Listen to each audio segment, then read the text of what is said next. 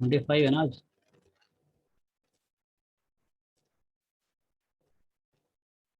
Okay so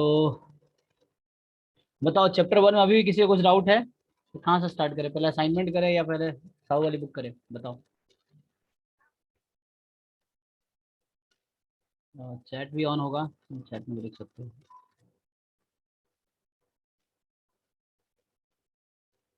हम्म। सो आज अभी doubts ही कराएंगे मेनली, ठीक है। और जिन जिन लोगों ने असाइनमेंट नहीं भेजे हैं वो प्लीज जल्दी करके भेज देना, है ना, 1-2 दिन में। जैसे आज मैंने सबको अलाउ कर दिया है, बट ऐसा नहीं करो, इससे मेरा कोई नुकसान नहीं है, ठीक है ना। इससे तुम्हारा ही है, तुम्हें समझ आएगा। ये छोटे छोटे एफर्ट्स अगर तुम नहीं करोगे फिर बाद में ये बहुत बड़ा मुश्किल तुम्हें उठानी पड़ेगी। छोटे एफर्ट्स करो, अच्छा होगा।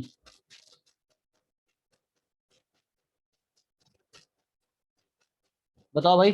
तो चलो अभी देखते हैं चैप्टर 1 में, आई थिंक असाइनमेंट करते हैं आज। या चैप्टर 1 तो कहाँ से स्टार्ट करो, जल्दी बताओ भाई, तुम लोग अपना ओपिनियन। साहू की एक्सरसाइज पहले करे या पहले असाइनमेंट फिनिश करे? सर असाइनमेंट से शुरू कीजिए सर।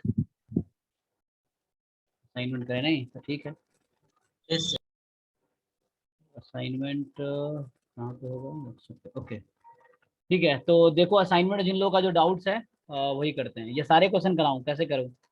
सारे क्वेश्चन कराऊं या सिर्फ डाउट्स कराऊं? हम्म।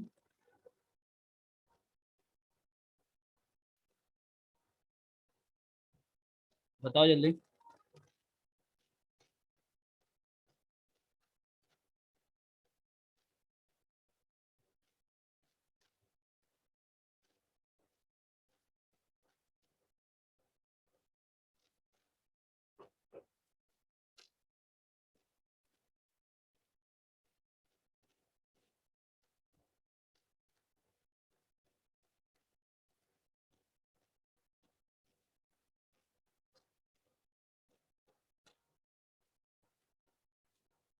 ये था ना असाइनमेंट।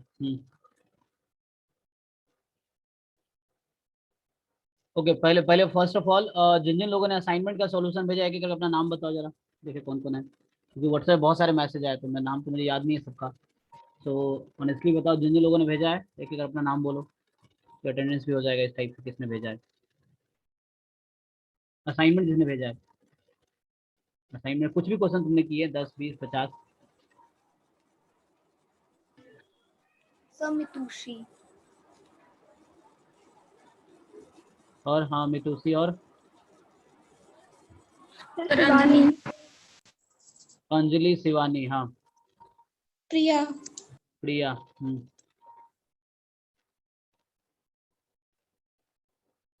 ये 4 लोग ही हुए अभी तक,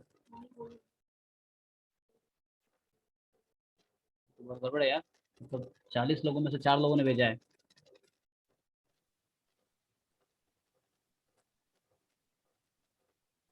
और शायद इसने ही भेजा था।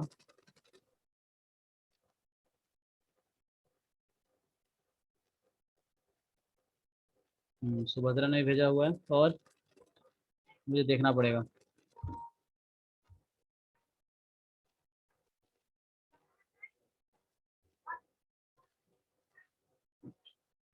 अंकित, ओके।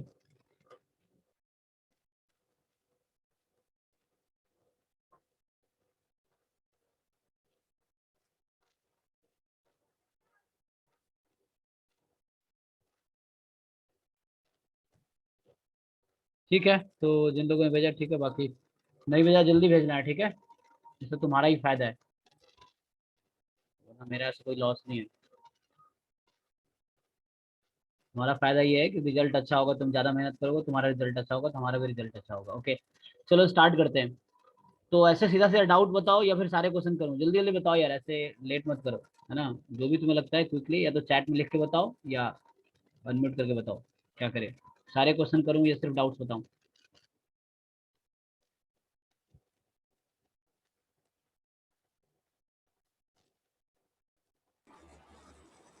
सब क्वेश्चंस के आंसर नहीं थे, तो जो बनाए हैं उसमें भी कंफ्यूजन है कि वो सही बने हैं या नहीं, इसलिए सारा ही करवा दीजिए। अच्छा ठीक है, तो ट्राई कर लेते हैं, तो इसमें कुछ टाइम लगेगा, चलो ठीक है, कोई दिक्कत नहीं है, मेरा भी प्रैक्टिस हो जाएगा।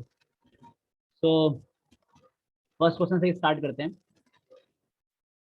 अब थोड़ा सा इसमें तुम्हें नया नया वर्ड देखे, लाइक नॉर्मल 10 4 यूनिफॉर्म 121, तो ये अभी आगे हम लोग देखेंगे, लेकिन तुम लोग जैसे जिसका बैकग्राउंड स्टेटस है वो पहले भी देख चुके हैं ये नाम। तो फर्स्ट टाइम बहुत कम लोग में जो मैथ्स बैकग्राउंड होंगे जिन्होंने प्रॉपर्टी नहीं पढ़ा होगा वो ऐसे होंगे। कोई बात नहीं, जब तुम पढ़ लेना तब कर देना, अभी भी हम कर लेते हैं, तब भी दोबारा कर लेंगे, है ना। सो एक बार क्वेश्चन रीड करता हूँ। क्वेश्चन जो है, a computer lab has 2 printers, है ना, handling certain type of printing jobs. Printer 1 and printer 2 handle, और जिन लोगों ने मान लो कर रखा है तुम आगे करो, अपना असाइनमेंट में जितना किया उसका आगे करो, और if you don't have any doubt तो तुम क्लास नहीं भी अटेंड कर सकते, जरूरी नहीं अपना टाइम है ना वो करना, तुम कुछ और करो अगर सारे क्वेश्चन हो गए हैं तो, लेकिन कुछ ना कुछ सीखने को ही मिलेगा तो तुम याद हो। A computer lab has 2 printers handling certain type of printing jobs, printer 1, printer 2. So printer 1 handles 40%, printer 2 handles 60% of the jobs respectively. For a typical printing job, printing time in minutes of printer 1 follows, so printing time, okay, follows normal 10 4. So mean is 10 and variance is 4, and normal random variable, it follows normal random variable. And time for printer 2 follows uniform 121, ठीक है, तो uniform 121 है distribution. So if the randomly selected printing job is found to have been completed in less than 10 minutes, तो मैं given है ये, if है ना, गिवन है कि randomly selected printing job is found to have completed. अब तुम्हें ये नहीं पता कि कौन सा वाला प्रिंटर कर रहा है, लेकिन ये बता दिया है कि जो प्रिंटिंग जॉब है वो 10 मिनट से कम में कंप्लीट हो गया। तो यहाँ थोड़ा सस्पेंस है ना, प्रिंटर 1 या प्रिंटर 2, तो ये पार्टीशन होगा, E1 प्रिंटर 1 होगा, E2 प्रिंटर 2 होगा। Then conditional probability that it was handled by printer 2 equals. तो ये तुम्हें क्वेश्चन देख के समझ आ रहा होगा, दो पार्टीशन, दो पॉसिबिलिटी है, प्रिंटर 1 या प्रिंटर 2। अब क्या है कि दोनों का टाइम दे रखा है कि, है ना, प्रिंटिंग टाइम एक के लिए है, फर्स्ट प्रिंटर के लिए वो फॉलो करा नॉर्मल 10 4, और प्रिंटिंग टाइम प्रिंटर 2 के लिए फॉलो करा uniform 121। If the randomly selected, ठीक है, अब तुम्हें बता रखा है कि जो प्रिंटिंग जॉब है वो कंप्लीट हो गया लेस देन 10 मिनट में, तो क्या प्रोबेबिलिटी है कि it was handled by printer 2। तो ये किस फॉर्मूले से होगा, कोई बताओ मुझे। बेस थ्योरम लगेगा सर। ओके चलो ये क्वेश्चन कर लेते, क्योंकि कुछ लोगों के लिए ये है, कुछ लोगों ने कर लिया है तो उनका टाइम ज़्यादा जाएगा। ओके, तो ऐसा हो सकता है जिनका डाउट है पहले डाउट्स करा दे, फिर जो क्वेश्चन बच गया है तो सिर्फ डाउट वाले रहेंगे। हाँ ये भी अच्छा है, मतलब पहले डाउट्स वालों का डाउट्स हो जाए, फिर जो बच गया है उसमें भी किसी को डाउट है तो फिर वो भी कर लेंगे, ये अच्छा है। चलो ये क्वेश्चन पहले कर लेते हैं, स्टार्ट किए तो फिर हम डाउट से देखेंगे, उससे फायदा ये होगा जिसका जो डाउट्स पहले डाउट्स क्लियर होता है। ओके, कोई कुछ लोग चैट्स में बोल रहे हैं कि सर सिर्फ डाउट कराइए। ओके,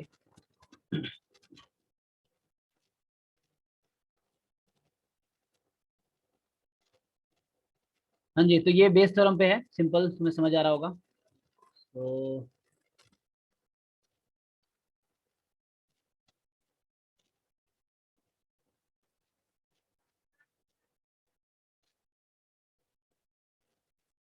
तो तुम लोगों ने कर ही लिया होगा ऐसे मोस्ट ऑफ। E1 जो है, you will select printer 1, exam ये सब लिखने की जरूरत नहीं पड़ती है, बस यहाँ समझने के लिए लिखना है। Select printer 2, okay. A event है, क्या गिवन है, क्या गिवन है, तो गिवन है कि प्रिंटिंग जॉब जो है कंप्लीट हो गया, या printing time is less than 10 minutes, ठीक है। ओके, तो तुमसे क्या पूछा जा रहा है, क्या प्रोबेबिलिटी है कि ये प्रिंटर 2 ने काम किया है। तो पार्टीशन है, तो ये कंडीशनल प्रोबेबिलिटी और पार्टीशन के साथ होता है तो बेस पर अप्लाई होगा। तो फॉर्मूले के according probability of E2 into A given E2 upon total probability होगा probability of E1 into A given E1 plus probability of E2 and probability of A given E2। तो थोड़ा सा मैं वर्ड चेंज करता हूँ E1 E2 का। इसमें जो पूछा है वो लिखना। तो क्या पूछा है कि it was handled by printer 2। तो देखिए वैसे हम लिख सकते हैं ना, handled by printer 2, handled by printer 1, handled by printer 2। ठीक है। सो अब तुम्हें इसमें क्या है, जरूरत है 4 चीज़ों की, उसको बस रिप्लेस करना है। ओके, तो बताओ मुझे प्रोबेबिलिटी ऑफ E1, ये फॉर्मूला है जो तुम्हें अप्लाई करना है फाइनल आंसर के लिए। अब तुम्हें देखना है क्या क्या जरूरत है। तुम्हें जरूरत है प्रोबेबिलिटी ऑफ E1 की। So what is probability of E1? So printer 1 में कितना वर्कलोड है, स्टार्टिंग में था printer 1 has 40%, handles 40% and printer 2 handles 60%।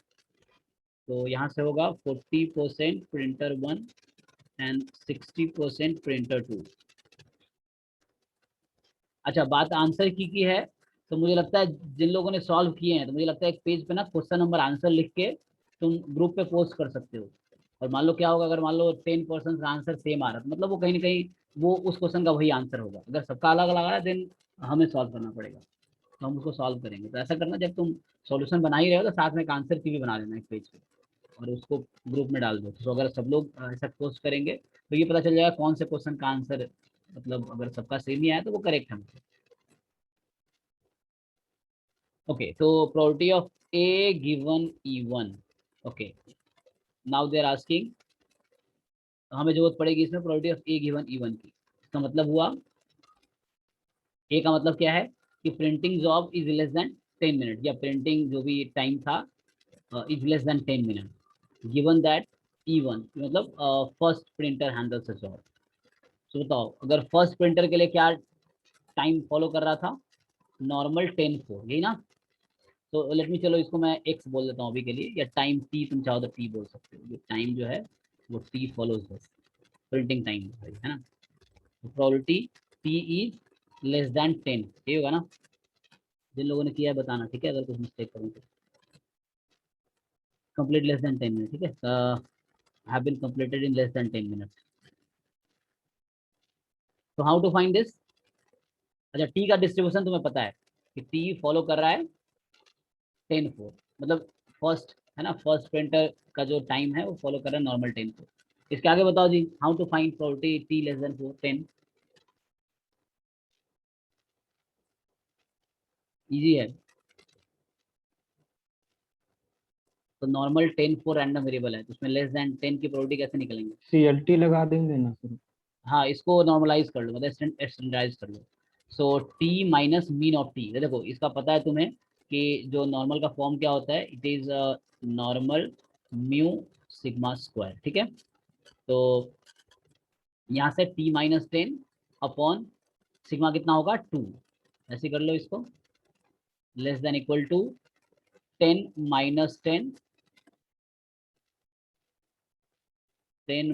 10 upon 2। ठीक है, तो क्या किया हमने, t minus mean of T upon standard deviation. ठीक है, वही वहाँ पे भी किया राइट साइड में, सेम चीज। तो यहाँ से आ गया, इसको हम z बोल देते हैं, स्टैंडर्ड नॉर्मल है, लेस देन इक्वल टू 0। बताओ जी, तो इसको 50 बोलते हैं। 50 की वैल्यू कितनी होती है? 0.5। हाँ, हाफ है ना, क्योंकि 0 के राइट में 0 के लेफ्ट में सेम प्रोबेबिलिटी है, टोटल प्रोबेबिलिटी 1 होती है, तो हाफ आ गया। अब probability of A given E2। ठीक है, तो A गिवन E2 का मतलब हुआ कि क्या प्रोबेबिलिटी है printer 2 less than 10 minute time लेगा। A गिवन E2 का मतलब है गिवन E2, मतलब तुम्हें बता रखा है कि work is being handled by printer 2, so what is the probability that the time is less than 10 minute. लेकिन यहाँ पर डिस्ट्रीब्यूशन अलग है, प्रिंटर 2 के लिए डिस्ट्रीब्यूशन क्या था, यूनिफॉर्म 121। ठीक है, सो अभी थोड़ा सा यहाँ प्रोबेबिलिटी का कॉन्सेप्ट यूज हो रहा है, लेकिन क्योंकि एग्जाम में वो एक्सपेक्ट करते हैं तुम्हें पहले से पढ़ रखा है। अभी जैसे है कि हमने नहीं पढ़ा है, एग्जाम में तो पढ़ के जाओगे, इसलिए एग्जाम में ऐसा क्वेश्चन आया होगा। अब यहाँ प्रोबेबिलिटी लेस देन 10 कैसे निकाले जी? यूनिफॉर्म का पीडीएफ क्या होता है, अभी जिनको नहीं पता है कोई बात नहीं, पेशेंस रखना। सो 1/21 तो माइनस इसको भी 1। डायरेक्ट ही कर देंगे सर ऐसे ही। हाँ बताओ। तो इसको विदाउट नॉर्मलाइजिंग हो जाएगा सर, इसको तो बेटा मतलब अपर में 10 है ना, तो 1 से 10 चल जाएगा। पीडीएफ यूज कर लो। हाँ हाँ मतलब सर PDF या तो 1 से 10। हाँ तो वही मैं कह रहा हूँ, 1 से अगर 10 करोगे तो तुम्हें पता होना चाहिए ना पीडीएफ क्या है। तो पीडीएफ से जिन लोगों को पता है उनको लिए तो आसान है ना, लेकिन जिनको नहीं पता है जो 121 है, किसको इंटीग्रेट करोगे 1 से 10 में, वो क्या है मतलब 1/20 होगा ना, 1/b माइनस से होता है ना, तो यहाँ 1/20 dt। ठीक है, अब इसको इंटीग्रेट कर लो, कितना आएगा?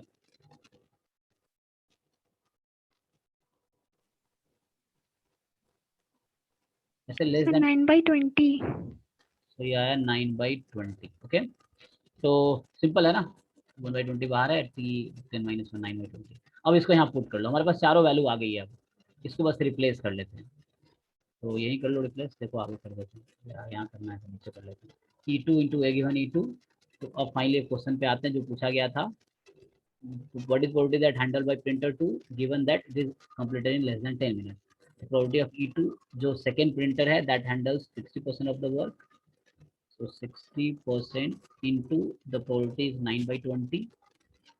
फॉर्मूला पुट कर रहा हूँ मैं, अपॉन फिर से पहला printer handles 40% and the probability was half, second printer handles, मैं बेस थ्योरम के फॉर्मूले में बस पुट कर रहा हूँ वैल्यू 9/20। ठीक है, तो लिख दिया सब कुछ, कर लो सिंप्लीफाई। तो 100 खत्म। ठीक है, और थोड़ा सा और करोगे तो इस 1/2 को तुम लिख सकते हो 10/20। जिससे आसान क्या होगा, 20 बाहर कर दिया। अब बचा क्या, थोड़ा सा और करना चाहो तो 0 0 0 खत्म हो गया, तो बचा क्या 6 × 9/4 × 10 है ऊपर, ध्यान रखना 6 × 9, सो 54 40 प्लस। अच्छा one more thing, if you want to match the answer, तो जैसे ये ऑर्डर में होगा, मुझे लगता है ये क्वेश्चन 2021 का है या 2020 का है, शायद उल्टा ऑर्डर में लिया हमने। तो ये 2021 में आया होगा इस साल, या पिछले साल का होगा, 20 का होगा मे बी, क्योंकि 21 वाला मैंने सबसे एंड में ऐड किया होगा। तो ये 2020 का है जैम का, तो उसमें जाके आंसर मैच कर लेने पर देखने में। 54 अपन कितना हो गया 94, इस तरह से कुछ आया है, इसको सिंप्लीफाई भी कर सकते हो। 27 अपॉन कितना 47, ठीक है ना। तो चेक करना कहीं कैलकुलेशन मिस्टेक किया हो तो बता देना, अदरवाइज कॉन्सेप्ट ठीक है। तो यही आंसर आया क्या सब लोगों का, जिन लोगों ने किया है एक बार चेक करना, अगर अलग आया हो यस तो। सर, यही है सेम। Yes sir. ओके ठीक है फिर, है ना। Okay. चलो अब ऐसा करते हैं, डाउट्स पे आते हैं। जैसे जिसका रह जाएगा मान लो, तो कोई दिक्कत नहीं है, वो अलग से मैं क्लास ले लूंगा, डाउट क्लास अलग से, नो प्रॉब्लम। अभी आते हैं तो मैं असाइनमेंट खोलता हूँ, बताओ 1 के बाद कौन सा करें? Sir question 5। 5, ठीक है, तो 1 के बाद 5 का। चलो जी 5 देखो, 5 कह रहा है कि 2 fair dice are tossed independently, fair dice okay tossed independently, it is found that one face is odd and the other face is even. Okay, so ये गिवन है तुम्हें कि एक फेस ऑड है एक फेस इवन है, given है, ठीक है। So then probability that the sum is less than 6। So given है तो फिर से ये कंडीशनल प्रोबेबिलिटी का है, यहाँ पार्टीशनल उसमें नहीं है, तो सिंपल कंडीशनल प्रोबेबिलिटी यूज होगा। तो ये मुझे गिवन है और इसकी प्रोबेबिलिटी निकालनी है। तो चलो क्वेश्चन पढ़ लिया सबने, हमें 2 फेयर डाइस को टॉस किया इंडिपेंडेंटली। चलिए 2 फेयर डाइस को इंडिपेंडेंटली, 5वें क्वेश्चन पे आते हैं।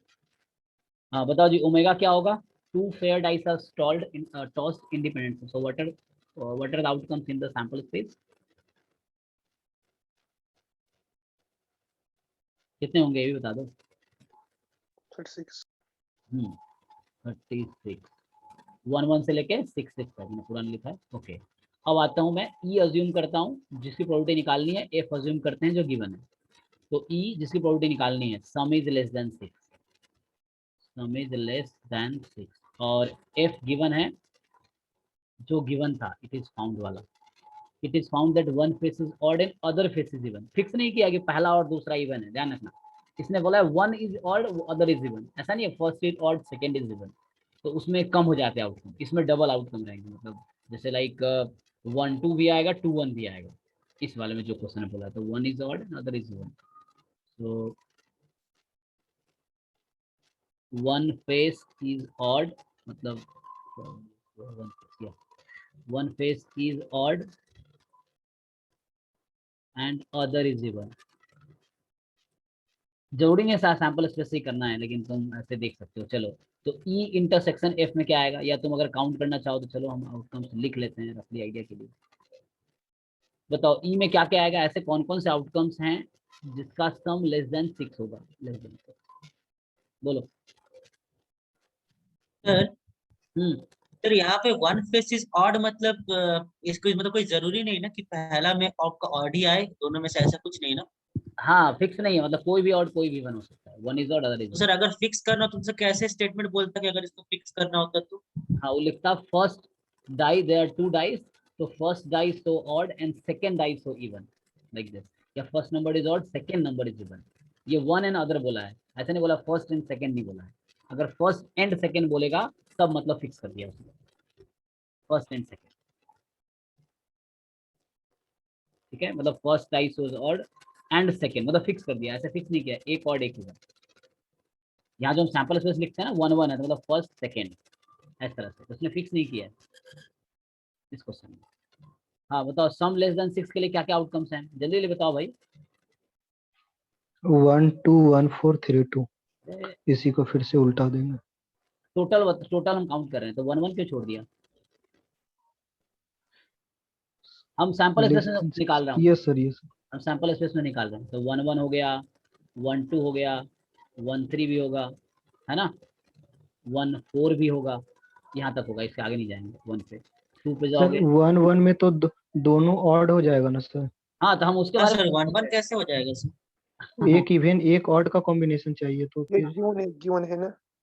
देखो दो तरह से सॉल्व करने का तरीके, इस क्वेश्चन का तरीका है। मैं उस तरीके से भी करूंगा जो तुम सोच रहे हो। हमने अभी एफ को देखा ही नहीं है, एफ को तुम भूल जाओ। ठीक है, एफ मैं भूल गया, अभी मैं सिर्फ ई की बात कर रहा हूँ। ई हमारा इवेंट क्या है, सम लेस देन 6, किसमें से, सैंपल स्पेस में। सैंपल स्पेस में कितने एलिमेंट है, टोटल 36।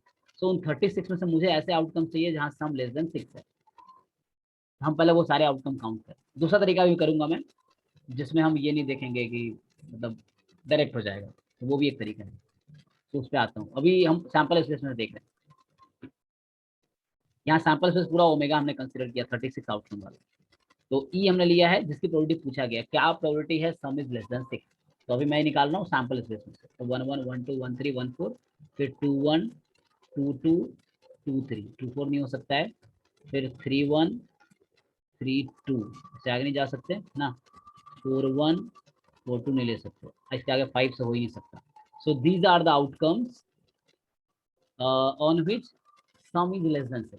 ठीक है, कुछ बचा तो नहीं। अब एफ, एफ था जो गिवन था क्या, one face is odd and other face is even. ठीक है, तो अब ऐसे कितने आउटकम होंगे उसमें total, one face is odd other face is even. तो अब बताओ एफ में क्या क्या आएगा। ऐसे लिखने की कोई जरूरत नहीं, डायरेक्टली तुम देख सकते हो, लेकिन ठीक है अगर तुम समझने के लिख सकते हो। दूसरा तरीका भी है, देखो एक आउटकम से हम कर रहे हैं, दूसरा तुम परम्यूटेशन कॉम्बिनेशन लगा के सीधा नंबर ऑफ एलिमेंट फाइंड कर लो। अच्छा हमें किसकी जरूरत पड़ेगी फॉर्मूला, हमें पूछा गया है, एक मिनट में सीधा उसी बात करता हूँ। हमें पूछा गया probability of E given F, what is the probability of E given F. Given था कि one face is odd other face is even, and probability पूछ रहा है कि what is the probability that sum is less than 6। तो probability of E given F, तो according to formula probability of E intersection F upon probability of F, या दूसरे तरीके से number of element in E intersection F upon number of element in F. तो निकाल लो ई intersection F में कितने होंगे, तो वो सीधा काउंट कर लो। एफ हमने तो ई वाला लिखा, एफ वाला तो काउंट करना ही पड़ेगा अगर इस तरीके से कर रहे हैं तो। वरना क्या है, नहीं आउटकम लिखना है तो सीधा ऐसे कर दो, परमुटेशन कॉम्बिनेशन लगा लो यार। दो कॉइन है, पहले पे ऑड है और दूसरे पे इवन है। सो पहले पे ऑड की कितनी चॉइस है, कितने ऑड नंबर होते हैं डाई पे, 3, मतलब ऑड इवन, और दूसरा पॉसिबिलिटी है इवन ऑड, क्योंकि उसने कहा है एक पे ऑड एक पे इवन होगा। सो 3 और यहाँ 3, और यहाँ पे इवन है तो 3 एंड 3, इनका मल्टीप्लाई यहाँ होगा प्लस। सो टोटल आउटकम जो एफ में आएगा, मैं एफ की बात कर रहा हूँ अभी, ठीक है, तो टोटल आउटकम एफ में आएगा 3 3 9 प्लस 9 18 आएंगे। तो हमने लिखा नहीं सारा, ये लगा लिए। तो number of element in F सीधा काउंट कर दो। एफ था ऐसे कितने आउटकम हैं उस 36 में से जहाँ पे एक ऑड है एक इवन है। तो ऑड की 3 चॉइसेस हैं 1 3 5, इवन की 3 चॉइसेस है, और दूसरी पॉसिबिलिटी है कि पहला वाला इवन दूसरा ऑड हो सकता है। उसने कहा कि एक ऑड एक इवन, टोटल 18 आउटकम एफ में है। अब इंटरसेक्शन में तुम्हें काउंट करना पड़ेगा, तो चलो इंटरसेक्शन में आ जाते हैं कि ई इंटरसेक्शन एफ में क्या क्या होगा। तो वो जो तुम लोग बता रहे थे अब इसमें होगा वो कि ई भी हो एंड एफ भी हो। मतलब ई होने का मतलब है कि सम लेस देन 6 हो, और एफ होने का मतलब है एक ऑड एक इवन हो। तो वो बताओ इसमें। अब वो आएगा 1 2 है ना, फिर 2 1, एक ऑड एक इवन और सम लेस देन 6 हो, और 2 3 3 2, इसमें सेलेक्ट कर लो। नहीं ना, और क्या होगा 1 3 आएगा? नहीं आएगा। 1 4 1 4 आएगा, एक इवन एक ऑड है। इसको कोई भी छोटा सा भी डाउट हो पूछो, है ना, तो छोटे डाउट बाद में प्रॉब्लम बढ़ जाएगा अगर नहीं तुम पूछोगे तो। ठीक है ना। तो एफ का एलिमेंट्स बता दीजिए ना क्या क्या होगा। हाँ, एफ का एलिमेंट होगा, अगर हम लिखते हैं तो एफ का एलिमेंट वैसे एक ऑड एक इवन है। बनाओ पेयर, देखो 1 1, तो मैं अगर एफ लिख रहा सपोज, तो एफ में क्या होता है देखो, एफ में होता एक, अच्छा एफ क्या है, एक ऑड एक इवन है। तो 1 2 1 4 1 6, ठीक है। फिर उसके बाद 2 इवन है तो 2 1 2 3 2 5, 3 ऑड है तो इवन आएगा 3 2 3 4 3 6, 4 के साथ 4 1 4 3 4 5, 5 के साथ 5 ऑड है तो 5 2 5 4 5 6, एक इवन एक ऑड। 6 के साथ 6 इवन है तो 6 1 6 3 6 5। तो ये 18 है, जो मैंने नहीं लिखा पहले, मैं परमुटेशन कॉम्बिनेशन इसका ये यूज कर लिया, मतलब रूल ऑफ काउंटिंग उससे निकल गया, अदरवाइज तुम पूरे लिख भी सकते थे। तो ये 18 होगा, काउंट कर लो।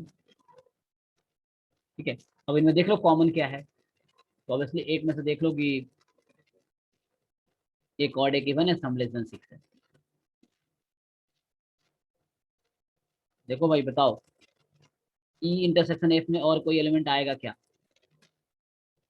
कॉमन है नहीं सर। है ना।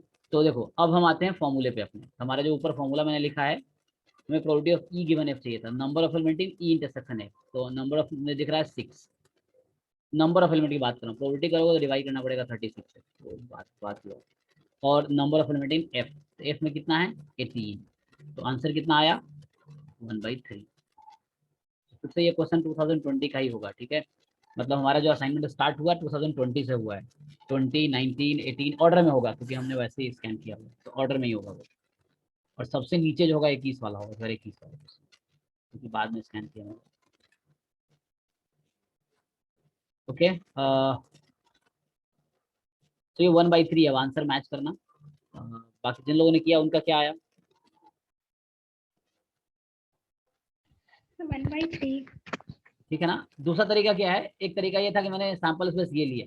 देखो कंडीशनल प्रोबेबिलिटी का क्या होता है, ये तो मैंने ओमेगा लिखा। कंडीशनल प्रोबेबिलिटी में क्या है कि ई गिवन एफ अगर पूछ रहा है तुमसे, तो तुम एक तरीके से सोच सकते हो, okay F is like sample space, F is like sample space, तो एफ में से ई के एलिमेंट सेलेक्ट कर दो। जैसे अगर मैं आप दूसरे तरीके जो तुम कह रहे थे वैसे सेलेक्ट करूँ मैं, तो इसी क्वेश्चन को अगर हम सॉल्व करते हैं दूसरे तरीके से, okay a coin is tossed twice and it is given that one is odd other is even. तो अब मैं क्या करूंगा, हमारा जो ओमेगा होगा मैं बोलूंगा एक ऑड एक इवन वाला, 1 ऑड एंड 1 इवन, तो गिवन था। तो अभी मैं ओमेगा इसको कंसिडर कर रहा हूँ क्योंकि जो गिवन है। अब उसमें क्या आएगा, वही 18 आउटकम आएंगे, 1 ऑड 1 इवन, समझ रहे हो, जैसे 1 2 1 4 1 6, इस तरीके से टोटल समझ गया 6 1 6 3 6 5, जो मैंने पीछे लिखा है एफ में, ये गिवन था तुम्हें। अब जिसकी प्रोबेबिलिटी पूछ रहा है तुमसे, किसकी प्रोबेबिलिटी पूछ रहा है वो, तो they're asking you find the probability that sum is less than 6, तो ई लेते हैं, सम इज लेस देन 6, ठीक है। तो ई में क्या क्या आएगा, तो ई में तुम्हारे पास आएगा सम लेस देन 6। अब इनमें से काउंट करो सैंपल से, सम लेस देन 6, तो 1 2 हो गया, 1 4 हो गया, ठीक है। उसके बाद फिर 2 1 और 4 1 तो आएगा, इसका उल्टा ले लिया, और बचा क्या 2 3 3 2, ठीक है। मैंने ऊपर वाले में से सेलेक्ट किया, एक ऑड एक इवन है ना, one odd and other even, one odd other even, ये 6 है। अब तुम्हें चाहिए प्रोबेबिलिटी ऑफ ई, तो इसका फॉर्मूला भी तुम्हें पता है, number of element in E upon number of element in sample space. तो ई में कितने हैं 6, सैंपल स्पेस में कितने हैं 18, कितना आया 1/3। इस तरीके से भी कर सकते थे। तो यहाँ क्या है, जो गिवन है उसको हमने सैंपल स्पेस कंसीडर कर लिया। तो ये कंडीशनल प्रोबेबिलिटी है, किसी भी क्वेश्चन में ऐसा कर सकते हो, तो जो गिवन है वही हमारा सैंपल स्पेस। अब उसमें से सेलेक्ट करो जिसकी प्रोबेबिलिटी पूछा जा रहा है। तो सम लेस देन 6 है तो उनमें से सेलेक्ट करो ऐसे कितने आउटकम्स हैं जिसका सम लेस देन 6 है, उनमें से ही।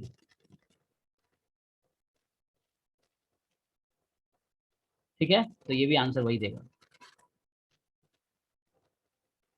तो यहाँ हमने कंडीशनल यूज नहीं किया है, यहाँ हमने सैंपल स्पेस ही, जो रेस्ट्रिक्टेड पार्ट था उसको सैंपल स्पेस कंसिडर कर लिया, गिवन पार्ट को उससे कर लिया। और यहाँ था कि सैंपल हमारा ओरिजिनल सैंपल स्पेस है, उसके बाद फिर हमने कंडीशनल प्रोबेबिलिटी यूज किया है। जो भी बेटर लगे उससे करो, आंसर सेम आएगा।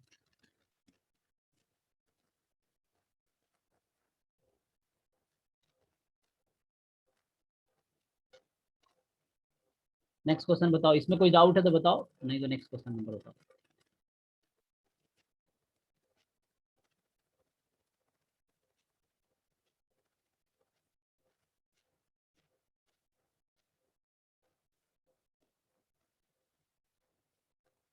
नेक्स्ट डाउट है, ये डाउट ही खत्म हो गया। Question 8 9 okay. Sir, question 8. तो 8 9 पे आइए।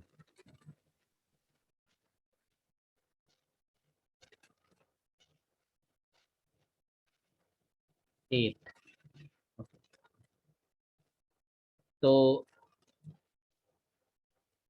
है ना, जो लोग चैट में लिख सकते हो या फिर तुम अपना कन्वर्ट पे बता भी सकते हो। चैट में फुल स्क्रीन मोड में नहीं देख पाता हूँ, लेकिन अभी जैसा इसमें है तो मैं देख पा रहा हूँ। तो ठीक है, 8 है, let E and F be two independent event, given independent है, प्रोबेबिलिटी ई 01 के एफ 01 के बीच है। Which one of the following is not true, exam में ध्यान रखना नॉट ट्रू पूछ रहा था, ट्रू नहीं। तो ठीक है, एलएचएस सारे से कंपेयर कर लेंगे, तो ये भी कर देते। देखो पहला बोल रहा है नाइदर ई नॉर एफ, तो मुझे मैथमेटिकल नोटेशन बताओ कोई, नाइदर ई नॉर एफ का सेट के फॉर्म में मैं कैसे लिखूं।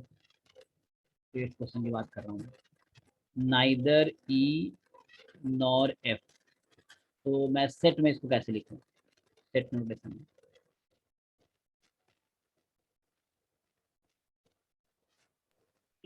E complement intersection F complement. Right, E complement intersection F complement, neither E nor F. या तुम अगर ये भी बोलते हो कि E union F whole complement, वो भी सही है, क्योंकि दोनों सेम ही बात है डी मॉर्गन फॉर्मूला से।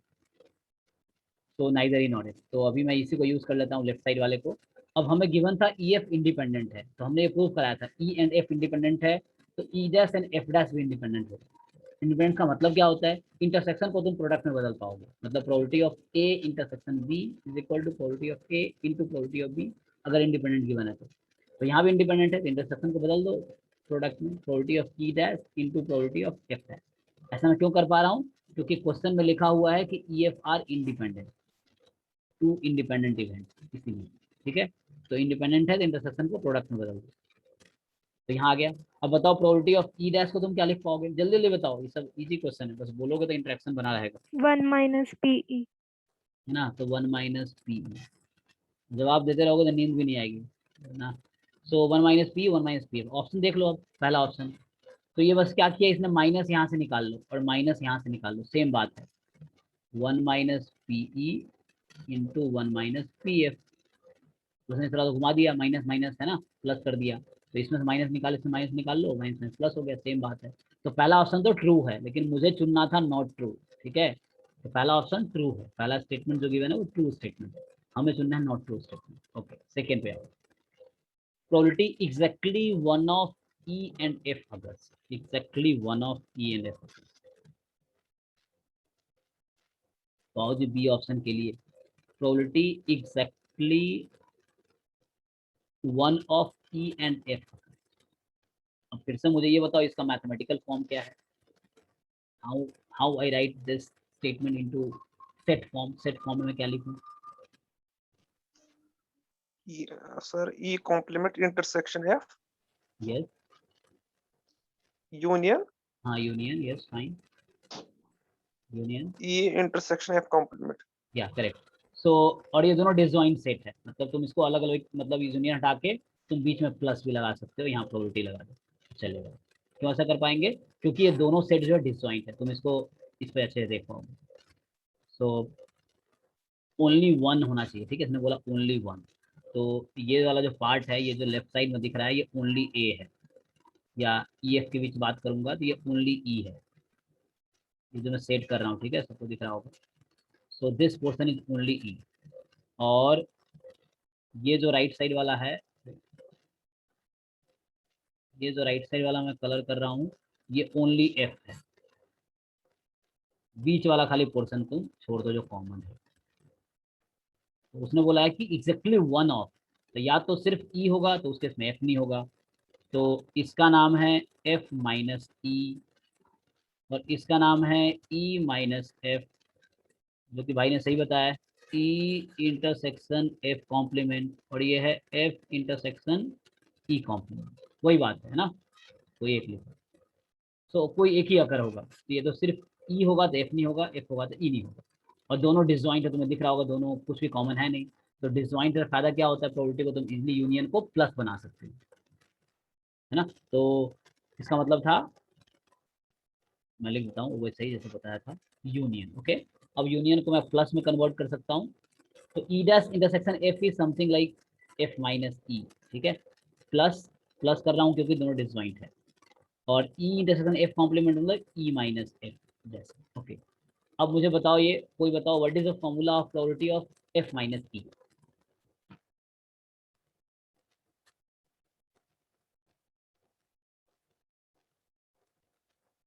मैं क्या लिखूँ आगे? अच्छा एक काम करो ना, हमें इंडिपेंडेंट दिया हुआ है ना, तो क्यों मैं इतना तो बेलूंगा, डायरेक्टली कर देते हैं,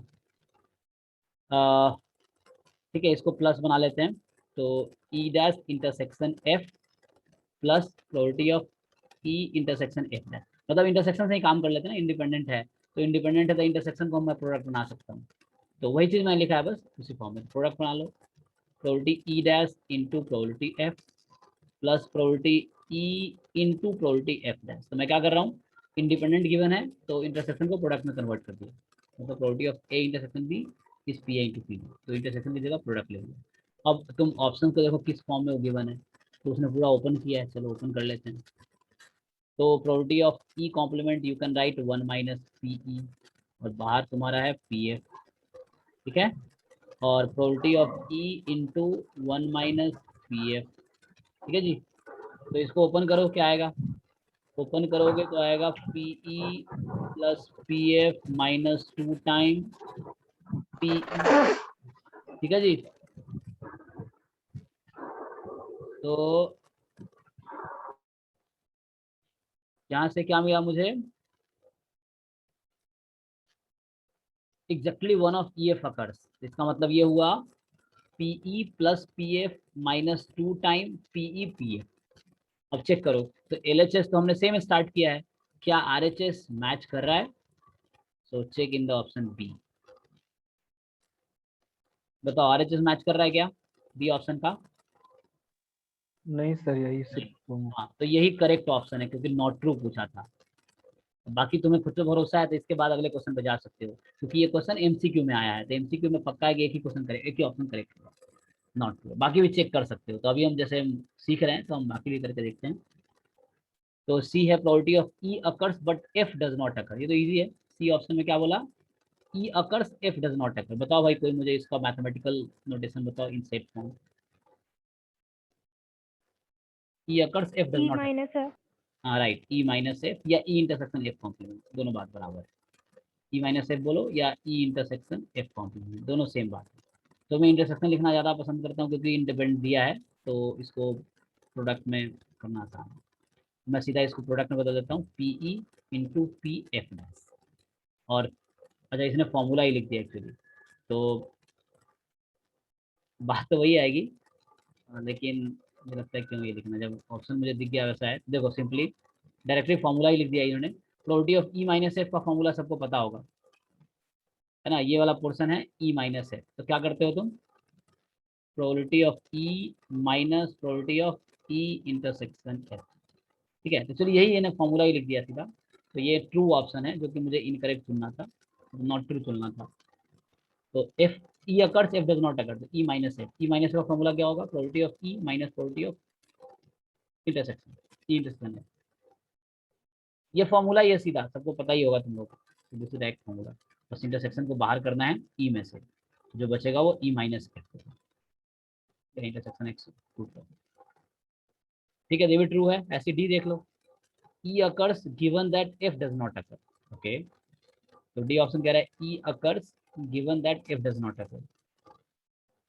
यहाँ पर एग्जाम लिख रहा आसान रहेगा। सी ऑप्शन का था कि E occurs but F does not occur, तो सिंपल था probability of E minus E intersection है। ये डायरेक्ट फॉर्मूला ही है। डी ऑप्शन है probability E occurs given that F does not occur. E occurs given that F does not occur, तो F complement. देखो मैंने मैथमेटिकल फॉर्म में convert किया है। E occurs given that F does not occur, तो E given F complement. चलो इसको break करो, क्या आएगा? ठीक है ना, E occurs given that F does not occur. अब ये बताओ मुझे, स्टार्टिंग स्टेटमेंट क्या है? फर्स्ट लाइन क्या है क्वेश्चन का? ई एंड एफ आर क्या लिखा है? Independent event. तो भाई ई एफ तो इंडिपेंडेंट है, तो ई को तुम एफ गिवन हो या ना गिवन हो, ई को कोई फर्क नहीं पड़ेगा। ये भी डेफिनेशन है, डायरेक्ट डेफिनेशन था ना। तो एफ अकर हो रहा है या एफ अकर नहीं हो रहा है, ई को कोई फर्क नहीं पड़ता है। क्यों नहीं पड़ता है? क्योंकि ई इंडिपेंडेंट है, क्वेश्चन में लिखा है। तो probability of E given F complement is P. तो एफ अकर हो रहा है या एफ अकर नहीं हो रहा है, उससे ई को कोई फर्क नहीं पड़ेगा। तो both probability will be equal. So इसमें क्या है कि D option is again true. ठीक है, E occurs given that F does not occur. If occurs, if does not occurs, nothing matter for E because E and F are independent. ठीक है, तो given हो या गिवन नहीं हो उसको कोई फर्क नहीं पड़ेगा। समझ आ रहा है? तो इस तरह से स्टेटमेंट ट्रू था, ये भी ट्रू था। बस ये वाला फॉल्स स्टेटमेंट था, जो कि मुझे फॉल्स ही चुनना था, और ए वाला भी ट्रू स्टेटमेंट था। उसको उसने थोड़ा सा घुमाया था, पी ई माइनस वन लिख दिया था इसको, और पी एफ माइनस वन लिख दिया, minus minus plus. So according to this, we get B option correct. चलो नेक्स्ट 9th भी है। Okay, two biased coin. So biased unbiased नहीं है ना, मतलब प्रोबेबिलिटी हेड टेल की अलग अलग होगी। बायस्ड C1 C2 दो कॉइन है, have probabilities of getting head 2/3 and 3/4 respectively. मतलब एक कॉइन C1 है जिसपे हेड की प्रोबेबिलिटी 2/3 है, एक कॉइन C2 है जिसपे हेड की probability 3/4। When tossed, both coins are tossed independently 2 times each. एक कॉइन को 2 बार फेंका, और 2 कॉइन है टोटल 4, मतलब ऐसे 4 बार टॉस हो गया। एक coin 2 times, other coin 2 times, तो टोटल 4 टाइम टॉस होगा। तो आउटकम सैंपल स्पेस में 16 होगा, 2/4, and then the probability of getting exactly 2 heads out of these 4 tosses each. ठीक है, ये करके देखो, अभी तो इजी है। मतलब टोटल तुम्हारे पास 4 कॉइन है, तो तुम सैंपल स्पेस लिख के भी कर सकते हो और विदाउट सैंपल स्पेस भी ट्राई कर सकते हो, कोई प्रॉब्लम नहीं। जैसे क्या है 9th क्वेश्चन है, तो जैसे सैंपल स्पेस क्या है, जैसे फर्स्ट कॉइन के लिए है और ये सेकेंड कॉइन के लिए, मान लो C1 बोल देता हूँ, C2 बोल। तो हमने C1 कॉइन को 2 बार टॉस किया है, आउटकम होगा HH HT TH TT। ये आउटकम C1 के लिए होगा। ऐसे ही HH HT TH TT इसके लिए होगा। लेकिन डिफरेंशिएट कैसे करोगे? तुम चाहो तो अगर इसको एक साथ लिखोगे तो क्या होगा, H H H H, कितना आउटकम आएंगे? 16 आएंगे टोटल। अगर तुम लिखना चाहो तो एक एक करके मल्टीप्लाई करो, फिर H H H T। तो बस ये ध्यान रखना कि पहला 2 जो है वो C1 का है, अगला 2 जो है वो C2 का है। मतलब पहले जो हम 4 लिख रहे हैं H H H H, तो पहले फर्स्ट 2 जो रिजल्ट है वो कॉइन 1 के लिए है, नेक्स्ट 2 जो है कॉइन 2 के लिए, और इंडिपेंडेंट है, कोई प्रॉब्लम नहीं। ऐसे ही फिर होगा एच एच टी टी होगा, एच एच टी एच, फिर एच एच टी टी, इस तरीके से।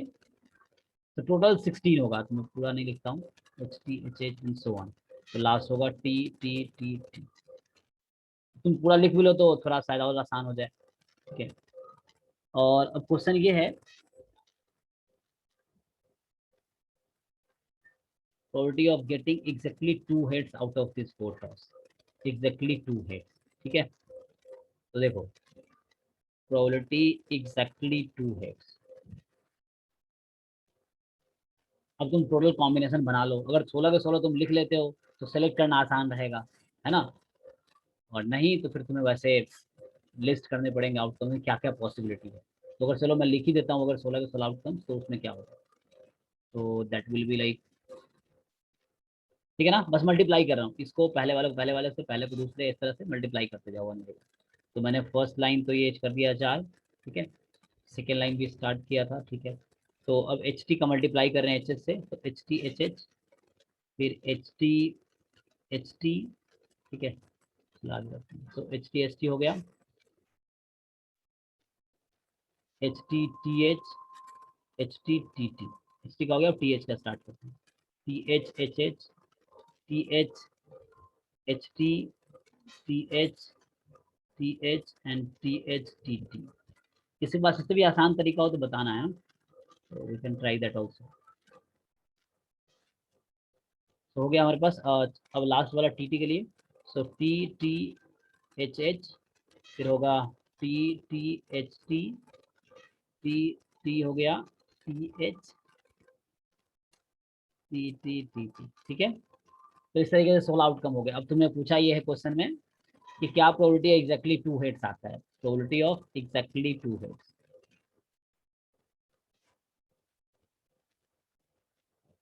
तो देखो कितने 2 हेड्स वाले कौन कौन से हैं, उसको सेलेक्ट कर लो। जैसे एक ये है ना, ये हुआ, ये है, this one, this one, this one, और कोई है, कितने हुए 6। सो दीज जो मैंने सर्कल किया है, these 6 outcomes are having 2 head. So इसकी प्रोबेबिलिटी लिख लो अब। सो मतलब probability H H T T हो गया, एच टी, फिर है एच टी एच, फिर है टी एच टी, और टी एच, और लास्ट तुम्हारा हो गया T H H, T H H. बस ये ध्यान रखना है कि पहला 2 जो आउटकम है वो पॉइंट 1 के लिए है, और नेक्स्ट 2 आउटकम है, मतलब 4 हम लिख रहे हैं तो वो पॉइंट 2 के लिए है। अब प्रोबेबिलिटी अलग, इसकी प्रोबेबिलिटी अलग निकाल के, इसकी प्रोबेबिलिटी अलग, इसकी अलग, डिस्क्रीट है तो सबकी प्रोबेबिलिटी अलग अलग निकाल के ऐड कर देते हैं। चलो एच एच टी टी, अब क्वेश्चन में देखो फर्स्ट पॉइंट पे हेड की प्रोबेबिलिटी कितनी है, 2/3, ठीक है। तो फर्स्ट पॉइंट पे हेड की प्रोबेबिलिटी है 2/3।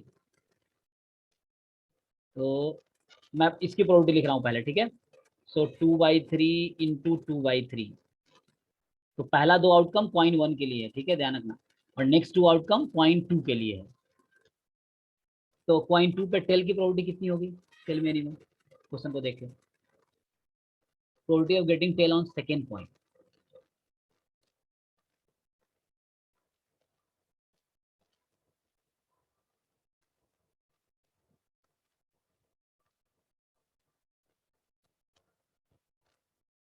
So 1/4.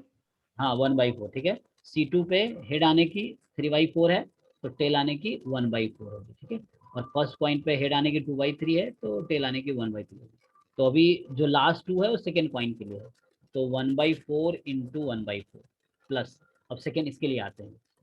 तो पहले 2 आउटकम है पॉइंट 1 के लिए, तो हेड की प्रोबेबिलिटी थी 2/3 और टेल की होगी 1/3। नेक्स्ट 2 आउटकम पॉइंट 2 के लिए, तो हेड की प्रोबेबिलिटी है 3/4, टेल की होगी 1/4 प्लस, अगेन हम नेक्स्ट आउटकम के लिए लिखते हैं। तो हेड की 2/3, टेल की 1/3। नेक्स्ट पॉइंट पर टेल की प्रोबेबिलिटी 1/4, हेड की प्रोबेबिलिटी 3/4 प्लस, फिर नेक्स्ट आउटकम आ गया टेल फर्स्ट पॉइंट पे, ठीक है ना। मैं क्या कर रहा हूँ, फर्स्ट 2 आउटकम फर्स्ट पॉइंट का है, नेक्स्ट 2 आउटकम सेकंड पॉइंट का, तो उसके अकॉर्डिंग नंबर लेने। तो टेल की प्रोबेबिलिटी है 1/3, हेड की है 2/3 फर्स्ट पॉइंट पे, सेकेंड पॉइंट पे हेड की प्रोबेबिलिटी 3/4, टेल की 1/4। नेक्स्ट जाओ। सो टेल है 1/3, हेड है 2/3। सेकेंड पॉइंट पे टेल है 1/4, हेड है 3/4। लास्ट आउटकम पे आते हैं TTH। सो TT मतलब फर्स्ट पॉइंट पे दोनों टेल आया, तो 1/3 1/3 फर्स्ट पॉइंट पे टेल का, और नेक्स्ट पॉइंट पे दोनों हेड है। सो सेकेंड पॉइंट पे हेड की प्रोबेबिलिटी थी 2/3, सॉरी 3/4। सो 3/4 इंटू 3/4 सेकेंड पॉइंट पे हेड। ठीक है। अब इसको बस मल्टीप्लाई करके ऐड करो। देखो तो मुझे लगता है शायद बेस तो सेम ही होगा सबका, न्यूमरेटर तुम्हें ऐड करना है। 2 2 जा 4 और नीचे 3 3 9 4 16, 16 9 जा कितना 144, ये हो गया। दूसरे में है 3 2 जा 6/144। नेक्स्ट है 6/144, 6/144 एंड 6/144, यहाँ पे 9/144। चेक करो, ऐड करो पूरा कितना होगा। न्यूमरेटर को ऐड कर लो, डिनोमिनेटर तो 144 ही है, न्यूमरेटर ऐड करो।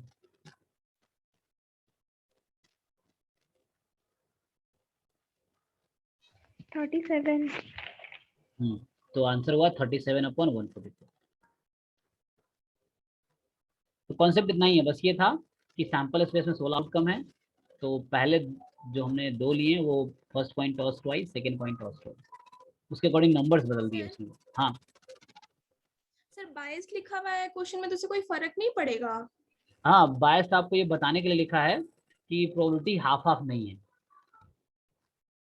Okay sir.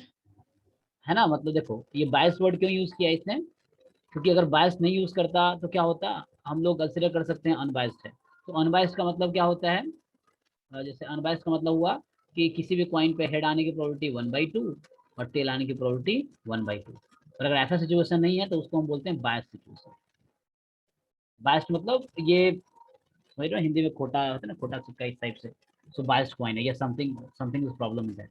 सो प्रॉब्लम क्या है कि कॉइन 1 पे हेड आने की प्रोबेबिलिटी 2/3 है और टेल आने की 1/3 है, इसलिए बायस्ड है। बायस्ड क्यों है, क्योंकि हेड टेल की प्रोबेबिलिटी सेम नहीं है। और यहाँ कॉइन 2 पे हेड की 3/4 है, टेल की 1/4 है, इसलिए बायस्ड है। तो कोई कॉइन बायस्ड कब होता है, जब हेड और टेल की प्रोबेबिलिटी डिफरेंट है, इसलिए इसने बायस्ड लिखा है। ठीक है ओके सर। सर जी। सर ये क्वेश्चन को एक बार हम लोग नेगेटिव बाइनोमियल के टर्म में सोच सकते हैं सर। सोचो।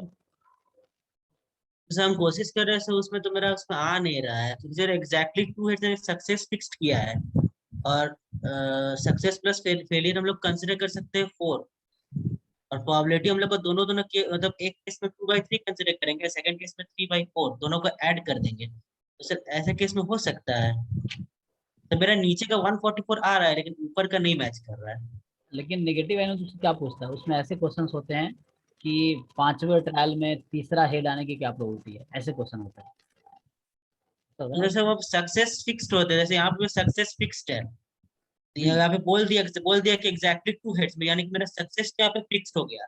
अब हमको इस पे कंसिडर करना है कि जैसे x प्लस आर अगर हम कंसिडर करें 4 टॉस, और सर एग्जैक्टली 2 हेड्स यानी कि आर मेरा नंबर ऑफ सक्सेस के लिए अगर उसको 2 कंसिडर करें, ऐसे करने से फिर मेरा आंसर नहीं आ रहा है सर, ऊपर का नहीं मैच कर रहा है। नेगेटिव बाइनोमियल मत लगाओ, इसमें बाइनोमियल लगाओ, क्योंकि देखो टोटल तुम, लेकिन बाइनोमियल तुम्हें थोड़ा ध्यान रखना पड़ेगा। हाँ बाइनोमियल से सोच सकते हो तुम, क्योंकि 4 ट्रायल है लेकिन 2 हाँ अलग सर, अलग रैंडम वेरिएबल है, तो मतलब x के लिए अलग से करना पड़ेगा तुम्हें, y के लिए अलग से मतलब एक y x मान दोनों को लो। सर ऐड कर देंगे लास्ट में।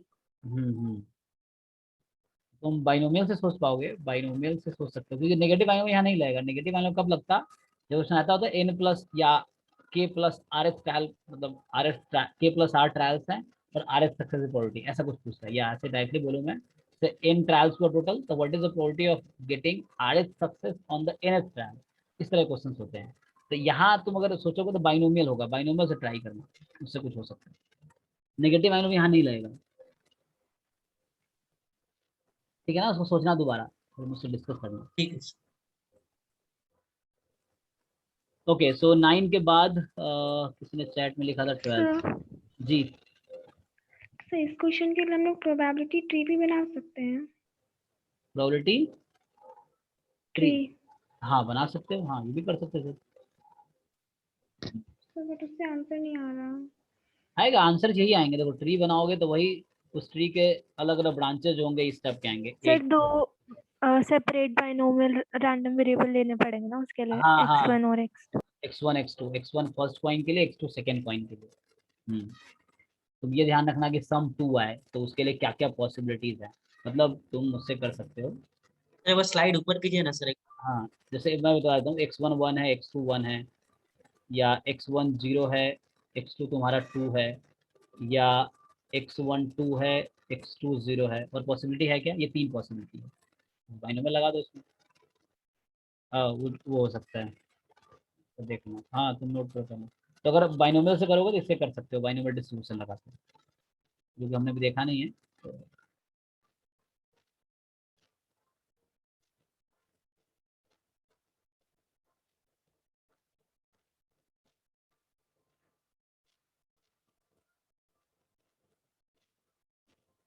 हो गया सर।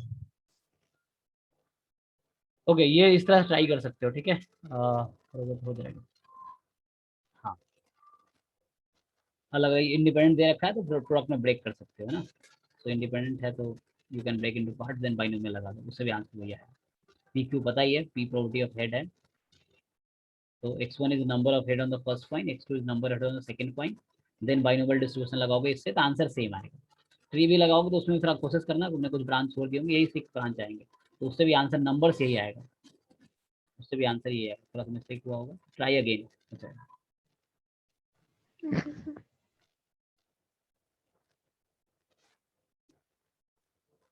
ओके नेक्स्ट क्वेश्चन बताओ। 12th किसने पूछा था, राइट? हाँ 12th, चलो 12th देखते हैं।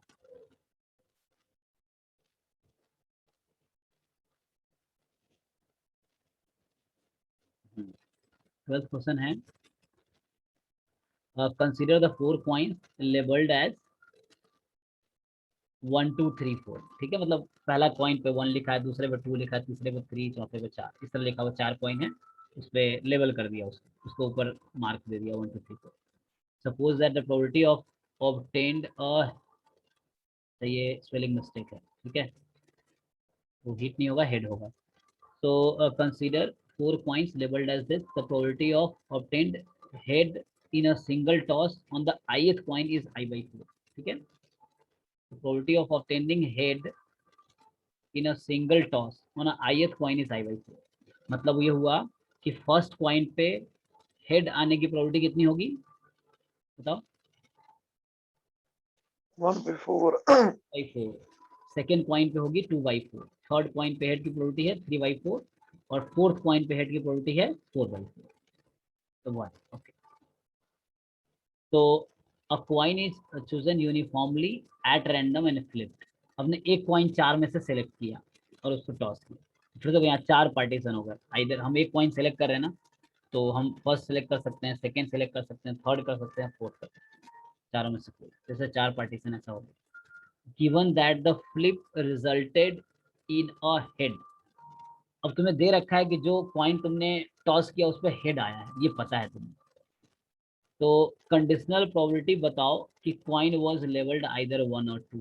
तो ये क्वेश्चन पढ़ के तुम्हें फीलिंग आ रहा है किस फॉर्मूले से होगा? Sir Bayes theorem. Bayes theorem, ठीक है, क्योंकि उसमें गिवन है तुम्हें ए इवेंट है, coin shows head, partition are E1 E2 E3 E4। तो E1 E2 का निकालना, E1 का निकाल लो और E2 का निकाल के ऐड कर दो। तो बेस थ्योरम का I think you can try now. So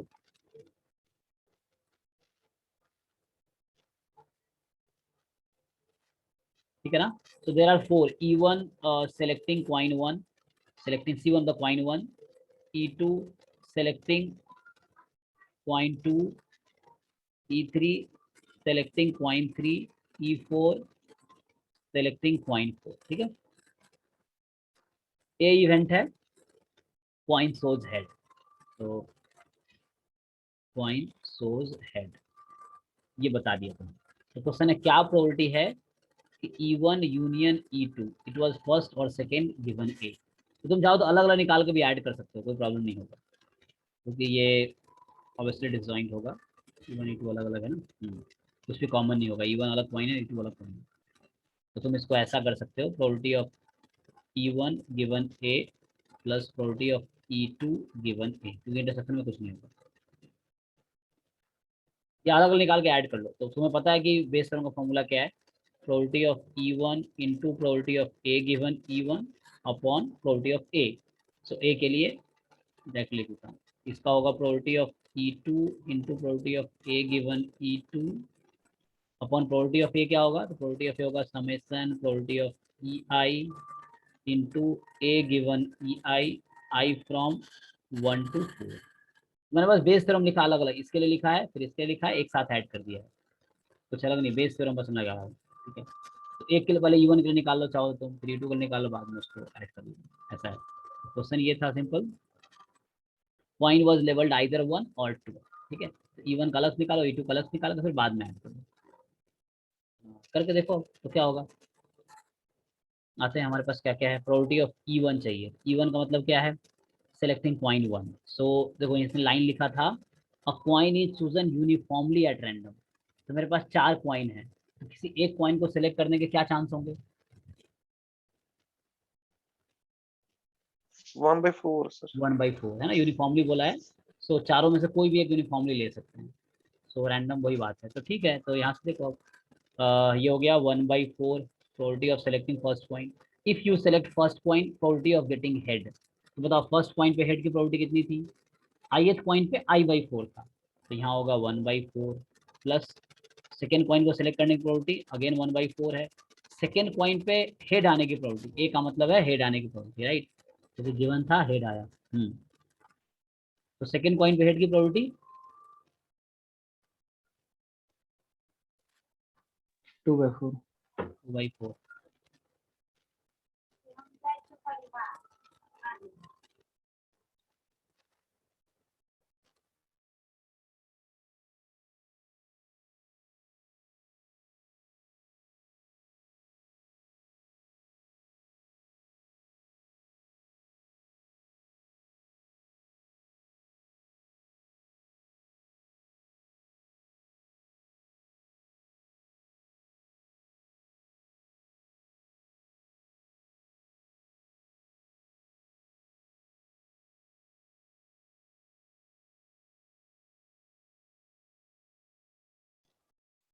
okay so अब ठीक है, अब जो डिनोमिनेटर में है वो simply probability of E1 into A given E1। तो E1 की प्रोबेबिलिटी 1/4, ए गिवन EN की 1/4। सेकेंड पॉइंट चूज करने की प्रोबेबिलिटी 1/4 एंड सेकेंड पॉइंट पे हेड आने की प्रोबेबिलिटी है 2/4। थर्ड पॉइंट सेलेक्ट करने की प्रोबेबिलिटी 1/4 और थर्ड पॉइंट पे हेड आने की प्रोबेबिलिटी है 3/4। फोर्थ पॉइंट सेलेक्ट करने की प्रोबेबिलिटी है 1/4 और फोर्थ पॉइंट पे हेड आने की प्रोबेबिलिटी है क्या, 4/4। 4/4। तो इस तरीके से गिवन था, अब उसको सिंप्लीफाई कर लो, तो ये 1/4 तो ऐसे ही एक्स्ट्रा है, उसको हटा दो सब में से, मतलब कॉमन लेके काटा एक्चुअली, तो ऐसे काट रहा हूं, मतलब ऊपर नीचे से कॉमन लिया फिर कैंसिल किया। अब ऊपर है 1/4 प्लस 2/4 तो 3/4। डिनोमिनेटर में है हमारे पास ऐसे 4 भी हटा ही सकते थे, तो 1/4 2/4 3/4 4 3 7 2 9 10 10/4। तो फाइनली आया 3/10, 4 कट गया, ठीक है। सो 3/10 is answer. This is again Bayes theorem. क्या तुम जैसे भी करो, इसको अलग से वैल्यू निकाल लो, इसका अलग निकाल लो, एक का निकालोगे तो आएगा 1/10, दूसरे का आएगा 2/10, ऐड कर लो 3/10 आंसर। तो अभी भी देख लो, किसी को डाउट है तो बताओ। इसमें बस ये था कि ith कॉइन पे हेड आने की probability I/4।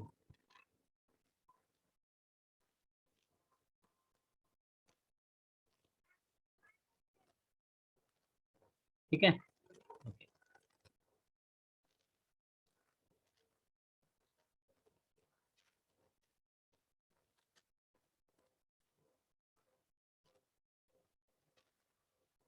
So you can sir tell वो मी। E2/A वाला हमको नहीं समझ में आया सर वो। E2 का ये समझ नहीं आया, कौन सा दूसरा वाला। हाँ सर, देखो क्वेश्चन में क्या है, तो उसी प्रीवियस वाला सर। हाँ ये देखो क्वेश्चन देखो, क्या बोला, आइदर 1 और 2। और का मतलब क्या होता है, यूनियन। आइदर 1 और 2 गिवन ए, इसकी प्रोबेबिलिटी पूछा था, समझ आया। और इसका फॉर्मूला हमने इसको दो पार्ट में ब्रेक कर दिया है, मतलब E1 given A plus E2 given A, इसको दो पार्ट में ब्रेक कर दिया। यूनियन को प्लस इसलिए कर दिया हमने क्योंकि E1 E2 डिजॉइंट है। डिजॉइंट क्यों है? अब तो अलग अलग कॉइन है, उसमें कुछ भी कॉमन नहीं है। अब E1 का जो फॉर्मूला होता है वो लगा लो बेस थ्योरम का, probability of E1 into A given E1 upon probability of A, again same E2 के लिए लगाओ, probability of E2 into A given E2 upon probability of A। अब एलसीएम ले लिया, वही एक साथ ऐड करके लिख दिया था, देखो तो उसी को हमने ऐड करके एक साथ लिख दिया था, probability of E1 given A plus E2 given है। अब दोनों का probability को एक साथ यहाँ लिख दिया था। नीचे वाला जो डिनोमिनेटर दिख रहा है वो probability of A है, टोटल probability।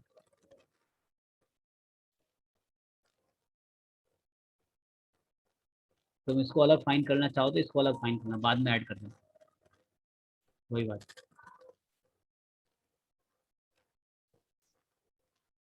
अगर क्वेश्चन ढंग से पढ़ के देखो, 4 कॉइन है और कोई एक कॉइन सेलेक्ट किया यूनिफॉर्मली और उस पर बता रखा है कि हेड आया, तो क्या प्रोबेबिलिटी है कि वो कॉइन या तो पहला कॉइन था या दूसरा कॉइन था। ये चीज़ है, तुम पहले कॉइन के पहले निकालो, ये निकालना मुश्किल नहीं है E1 का। अब यहाँ 4 पार्टीशन है तो डिनोमीटर में 4 टर्म होंगे, जो डिनोमीटर मैंने, अगर तुम ओपन करके लिखना चाहो तो ये जो समेशन लिखा है इसको ओपन करोगे तो 4 टर्म्स आएंगे, E1 into A given E1 plus E2 into A given E2 and so on, 4 तक जाएगा। ठीक है, अब तुम फिर से क्वेश्चन पूछ सकते हो, तुम्हारा एग्जैक्ट डाउट कहाँ है। ठीक है सर। ठीक है, मतलब देख लो जहाँ भी अभी क्लियर नहीं है तो इधर आ सकते हो।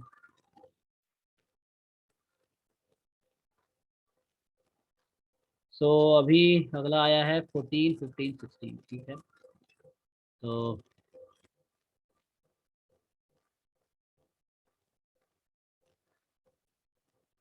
ठीक है 14 देखते हैं। से 13 बता दीजिए ना सर, इसमें कंफ्यूजन नहीं। 13 भी है, चलो 13 भी कर लेते हैं।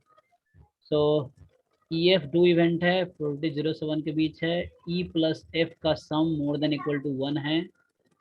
Okay, which of the following statement is are true. देखो इज आर लिखा है, मतलब ये मल्टीपल सेलेक्ट में आया होगा, मतलब एक ऑप्शन 2 3 4 कोई भी सही हो सकता है, एक भी, दो भी, तीन भी, चारों भी सही हो सकता है। ओके, तो थोड़ा सा इसी के साथ अभी आगे बढ़ो क्योंकि ये गिवन है। अब सोचो मैं क्या करता हूँ, फर्स्ट ऑप्शन देख के मुझे ये समझ आ रहा है, ओके फर्स्ट ऑप्शन इसी से आ जाएगा, तो मैं पीई को राइट में भेज देता हूँ। क्या करो, पीई को राइट में भेजो, तो क्या इक्वेशन बनेगी, इनइक्वालिटी बनेगी, P F is more than equal to 1 minus PE. समझ पा रहे हो, ये जो मैंने बॉक्स बनाया है इसमें इसको मैं सिंप्लीफाई कर रहा हूँ, पीई को राइट में भेज दिया। राइट में क्यों भेजा, कोई कॉम्प्लीमेंट चाहिए मुझे यहाँ पे फर्स्ट ऑप्शन में, तो यहाँ से क्या मुझे मिला, प्रोबेबिलिटी ऑफ एफ जो है वो मोर देन इक्वल टू है प्रोबेबिलिटी ऑफ ई कॉम्प्लीमेंट। ठीक है, सही बात कह रहा है क्या, सही कह रहा है ना, मतलब इसको डी राइट करोगे अच्छे से, ई कॉम्प्लीमेंट लेफ्ट में लिख लो, probability of E complement less than equal to probability of F, तो ये सही बात है, तो पहला ऑप्शन में ट्रू हो गया। और ये मोर देन 1 सेलेक्ट ऑप्शन है, मतलब MSQ क्वेश्चन है, दूसरा भी हो सकता है, तीसरा भी सही हो सकता है, हमें सॉल्व करना पड़ेगा। ओके ठीक है जी, फर्स्ट ऑप्शन में किसी को डाउट नहीं होगा, तो फर्स्ट ऑप्शन डायरेक्टली आ गया जो गिवन था उसके अकॉर्डिंग। अब और सेकेंड पे बी ऑप्शन कह रहा है ई यूनियन एफ की प्रोबेबिलिटी जो होगी लेस देन इक्वल टू होगी probability of E complement union probability of F, probability of E complement union F. तो अब क्या करते हैं, इसको ओपन कर लो, इसी को थोड़ा सिंप्लीफाई कर लो, थोड़ा आसान रहेगा।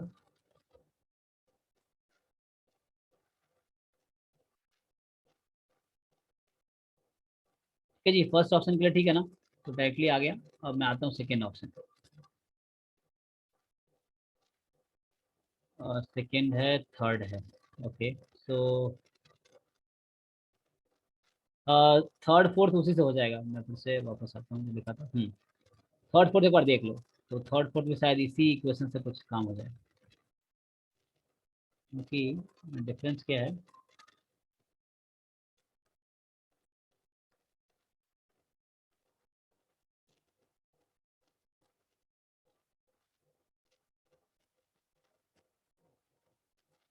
तो हमने ये 13 क्वेश्चन कर रहे थे, पहला मुझे गिवन है PE plus PF is more than equal to 1, तो यहाँ से हमने ये रिजल्ट लिखा कि PF is more than equal to 1 minus PE, तो यहाँ से मुझे ये मिला कि PF is more than equal to PE complement, तो मतलब probability of E complement is less than equal to probability of F, क्योंकि हो सकता है इसका यूज दूसरे ऑप्शन में हो जाए, तो ये ए ऑप्शन मतलब वो सही आ गया, 2 आ गया उसके अकॉर्डिंग। ओके, अब आते हैं बी ऑप्शन क्या कह रहा था। तो बी ऑप्शन तक पहुंचे कैसे, तो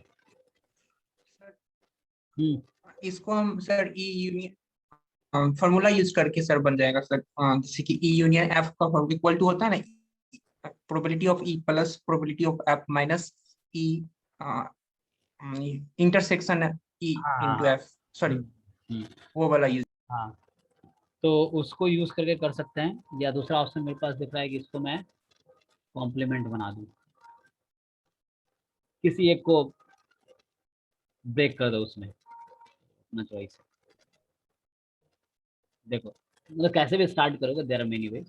सो मुझे probability of E union F अगर इससे करना है, चलो इससे ही कर देंगे। इसको खोलेंगे तो क्या आएगा, probability of E plus probability of F minus probability of E intersection F. Okay, अब मुझे इसको लिखना किस टर्म में है, ओके इसके बारे में मुझे पता है, क्वेश्चन में गिवन है ना, गिवन था पी प्लस पी एफ क्या है, मोर देन इक्वल टू 1 है, तो तुम ऐसा लिख सकते हो। ओके, तो ये जो नंबर है ये मोर देन इक्वल टू 1 है, तो टोटल जो होगा probability of E union F जो होगा वो मोर देन इक्वल टू, ये मोर देन इक्वल टू 1 है, इसलिए वो term 1 minus probability of E intersection F हो गया। ओके, अब बताओ इसको मैं क्या लिख सकता हूँ, राइट साइड को, राइट साइड को क्या लिख पाऊंगा,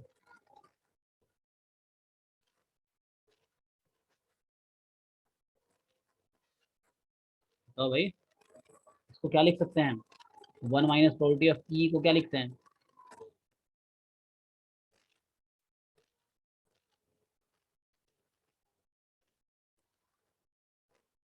ई कॉम्प्लीमेंट। तो ये होगा प्रोबेबिलिटी ई इंटरसेक्शन एफ का whole complement.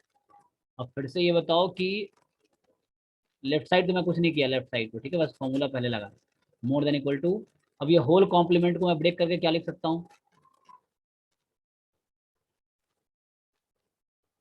E complement union F complement. Correct, E complement union F complement. अब ऑप्शन को ध्यान से देखते हैं, हमने यहाँ से स्टार्ट किया, इस फॉर्मूले से स्टार्ट किया, ये फॉर्मूला मुझे पहले से पता है।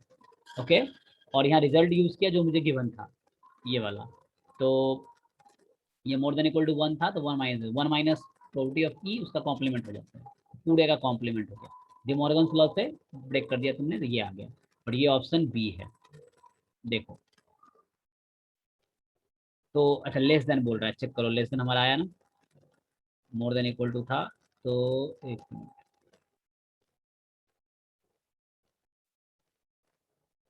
तो यूनियन एफ छोटा होगा प्रोबेबिलिटी ऑफ कॉम्प्लीमेंट वाले का यूनियन से, तो हमारा क्या आया है, बड़ा आ गया ना, समझ रहे हो। बी ऑप्शन हमारा जो आया है ये है ये वाला, और जो ऑप्शन में बी में है गिवन है वो इसका जस्ट अपोजिट है, तो मतलब बी ऑप्शन इनकरेक्ट है। समझ आ रहा है तुम लोगों को, क्योंकि वो इनइक्वालिटी जस्ट अपोजिट है, यहाँ है less than, strictly less than है, और हमने जो प्रूव किया है वो मोर देन इक्वल टू, मतलब B option is incorrect, not true, ठीक है, so this is not true. Okay, अब आते हैं सी ऑप्शन पे, ई गिवन एफ कॉम्प्लीमेंट, यहाँ है एफ कॉम्प्लीमेंट गिवन है,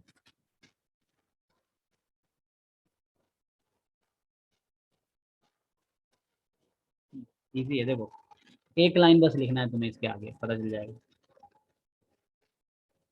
या यहाँ से प्रोसीड कर लो तो भी काम हो जाएगा। अब जैसे स्टार्ट करना तुम्हें समझ आता है, ऑप्शन से स्टार्ट करो या क्वेश्चन से, मतलब ये कि या तो हमने यहाँ तक प्रूव किया ये चीज़, तो इसको मैं यहाँ से प्रोसीड करूँ या मैं यहीं से प्रोसीड करूँ, कहीं एक तरह से कर सकता हूँ। तो देखो चलो हमने जो रिजल्ट लिया है उसी को कंटिन्यू कर लेते हैं। तो हमें क्वेश्चन में ये गिवन था और इसको यूज़ करके मैंने ये प्रूव किया है, अब इसको यूज़ कर लेता हूँ मैं। ये है E complement less than equal to probability of F. अब क्या करो, इसको दोनों को डिवाइड कर दो, probability of E complement intersection F से, दोनों तरफ, लेफ्ट साइड भी राइट साइड भी। What I am saying, divide both side E complement intersection F से, दोनों तरफ डिवाइड कर लो उसको प्रोबेबिलिटी से। क्या बोलना चाह रहा, we have probability E complement less than equal to probability F. अब मुझे इसको कंडीशनल बनाना है, तो कंडीशनल बनाने के लिए क्या करता हूँ मैं, प्रोबेबिलिटी ई कॉम्प्लीमेंट तो ऐसे ही है, इसको डिवाइड किया probability of E complement intersection F से, सेम चीज हमने राइट साइड किया है और पॉजिटिव नंबर से डिवाइड कर रहे हैं, तो इनइक्वालिटी पे कोई इफेक्ट नहीं पड़ेगा। ओके, अब बताओ फॉर्मूले के अकॉर्डिंग मैं लेफ्ट साइड को क्या लिख सकता हूँ,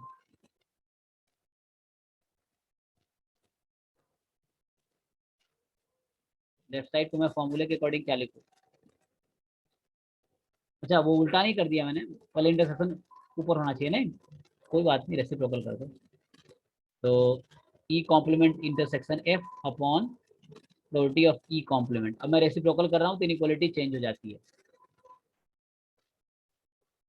चलो कोई बात नहीं, हमने रेसिप्रोकल कर दिया। ओके, क्या किया, डिवाइड किया, फिर अब रेसिप्रोकल कर दिया। रेसिप्रोकल मतलब डिनोमिनेटर न्यूमरेटर को इंटरचेंज। तो लेफ्ट साइड को मैं क्या लिख सकता हूँ, अब बताओ लेफ्ट साइड को मैं क्या लिखूँ। Probability of E complement by F.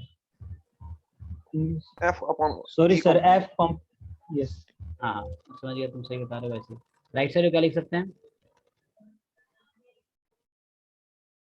E complement upon F, probability of E complement upon. हाँ ई कॉम्प्लीमेंट अपॉन एफ। अब चेक करते हैं क्या ऑप्शन में यही है, तो उससे काम हो जाएगा। तो F given E complement larger है ई कॉम्प्लीमेंट गिवन एफ से, तो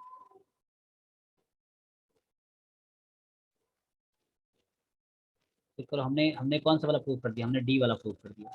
हाँ डी पे आ गया देखो, तो हमारा जो आया है वो डी आ गया। ई कॉम्प्लीमेंट गिवन एफ छोटा है, ई कॉम्प्लीमेंट गिवन एफ छोटा है, यस। सो हमने डी वाला प्रूफ कर दिया, ठीक है। E complement given F is smaller than F given E complement, देख लो ध्यान। तो डी इज ट्रू स्टेटमेंट, कोई बात नहीं, ये भी हो जाएगा, सी वाला भी हो जाएगा।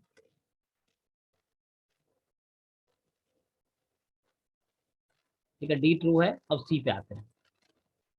एक्चुअली यहाँ पे एफ का कॉम्प्लीमेंट का काम हुआ है और हमने जो यहाँ पे यूज किया वो ई कॉम्प्लीमेंट, तो मुझे पहले यहाँ पे एफ कॉम्प्लीमेंट वाला टर्म चाहिए, तो वो भी आ जाएगा, जैसे डी ऑप्शन का हो गया वैसे सी कर देते हैं। तो अब आता हूँ मैं स्टार्टिंग में। नाउ हमारा जो क्वेश्चन था स्टार्ट हुआ था probability of E plus probability of A, this is more than 1 equal to 1, यही था ना। So question was started with this, या मोर देन इक्वल टू 1। अब सी ऑप्शन में मुझे ना एफ कॉम्प्लीमेंट का काम है एक्चुअली, तो एफ कॉम्प्लीमेंट का काम है, फिर तो मुझे एफ को राइट में भेजना पड़ेगा, ठीक है। So probability of E more than equal to probability of F complement. अब क्या करो, फिर से इसको डिवाइड कर दो both side E intersection F complement से, और पॉजिटिव नंबर से डिवाइड कर रहे हैं तो इनइक्वालिटी पे कोई इफेक्ट नहीं पड़ेगा। तो ई इंटरसेक्शन एफ कॉम्प्लीमेंट दोनों तरफ डिवाइड कर दिया। अब फॉर्मूला, कंडीशनल प्रोबेबिलिटी का फॉर्मूला यूज तब होगा जब रेसिप्रोकल टर्म होंगे, तो रेसिप्रोकल कर देते हैं। E intersection F complement upon probability of E, inequality change हो जाएगी रेसिप्रोकल करने पे। E intersection F complement upon probability of F complement. अब बताओ लेफ्ट साइड को मैं क्या लिखूं कंडीशनल प्रोबेबिलिटी के टर्म में,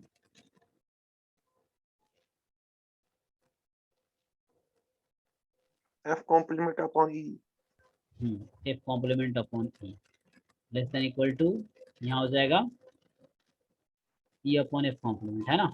चलो चेक करते हैं सी ऑप्शन में क्या है, एफ कॉम्प्लीमेंट अपॉन ई छोटा है, एफ कॉम्प्लीमेंट अपॉन ई छोटा है, तो सही बात है, तो सी भी सही हो गया।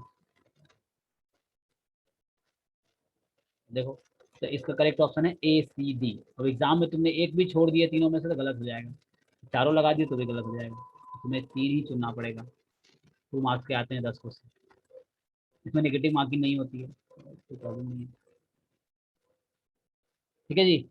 तो इस तरह थोड़ा कॉन्सेप्चुअल टाइप का हो गया, इसमें थोड़ा तुम्हें देखना है गिवन क्या है, फिर कहाँ तक पहुँचना है मुझे, इस तरह। या इसको सीधा ओपन करोगे ना तो एक लाइन हो जाएगा। मैंने जो सीधी किया वो लंबे तरीके से किया, शॉर्ट तरीके से बताता हूँ। तुम ऑप्शन को ही ओपन कर दो सीधा, मतलब ये तो इजीली हो गया था। तुम सी ऑप्शन को सीधा सीधा ओपन करो, कितनी आसानी से हो जाएगा। ऑप्शन से स्टार्ट करते हैं, ऑप्शन से स्टार्ट करेंगे तो क्या होगा देखो, तो वैसे आसानी से हो जाता है। ये इतना लंबा चौड़ा ये सब कुछ करने की जरूरत, डिवाइड रेसिप्रोकल करने की कोई जरूरत नहीं पड़ती। तो सीधा सी ऑप्शन में क्या है, ऑप्शन को ही देख लेते हैं कि वो क्या हमें रिजल्ट देगा। तो ऑप्शन था E given F complement, E given F complement larger है F complement given E, larger सही है, ई गिवन एफ कॉम्प्लीमेंट, हाँ ये सी ऑप्शन है। अब इसको मैं इसी को प्रोसीड कर लेता हूँ। तो फॉर्मूले के according probability of E intersection F complement upon probability of F complement more than equal to probability of F complement upon probability of F complement intersection E. अरे तो फॉर्मूला गलत लगा दिया ना। क्या होगा, probability of F complement intersection E upon probability of E. ठीक है, सही लिखा ना, इंटरसेक्शन अपॉन दिस। तो ये और ये कट गया क्योंकि सेम बात है। तो अब क्या आया, 1 upon probability F complement more than equal to 1 upon probability E. Cross multiply करो या रेसिप्रोकल करो, तुम्हारी मर्जी है। रेसिप्रोकल करोगे इक्वलिटी चेंज हो जाएगी, क्रॉस मल्टीप्लाई करो कोई दिक्कत नहीं होगा। पी इधर आ जाएगा, पी एफ उधर चला जाएगा। तो जैसे भी तुम्हें समझ आ रहा है, प्रोबेबिलिटी ऑफ एफ कॉम्प्लीमेंट मैं रेसिप्रोकल कर दे रहा हूँ तो इक्वलिटी चेंज हो जाएगी पी। और देखो ये सीधा सीधा आ गया। और इसको थोड़ा और तुम्हें अगर जाना है आगे, ठीक है, देख लो 1 minus probability of F less than equal to probability of E. F को भेजो राइट में, तो 1 less than equal to P E plus P F. तो जो गिवन था ना वहाँ तक पहुँच गए हम, और गिवन यही था। इसको एक बार और लिखना चाहो तो probability of E plus probability of F more than equal to 1 है। ये तो गिवन था, ये सही बात है। तो अगर ये सही बात है तो ऑप्शन सी भी सही बात है, फिर तो ऐसे ही डी वाला ऑप्शन हो जाएगा।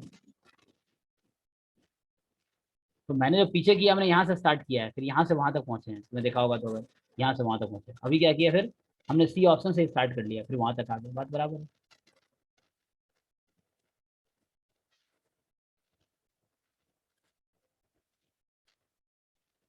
ठीक है,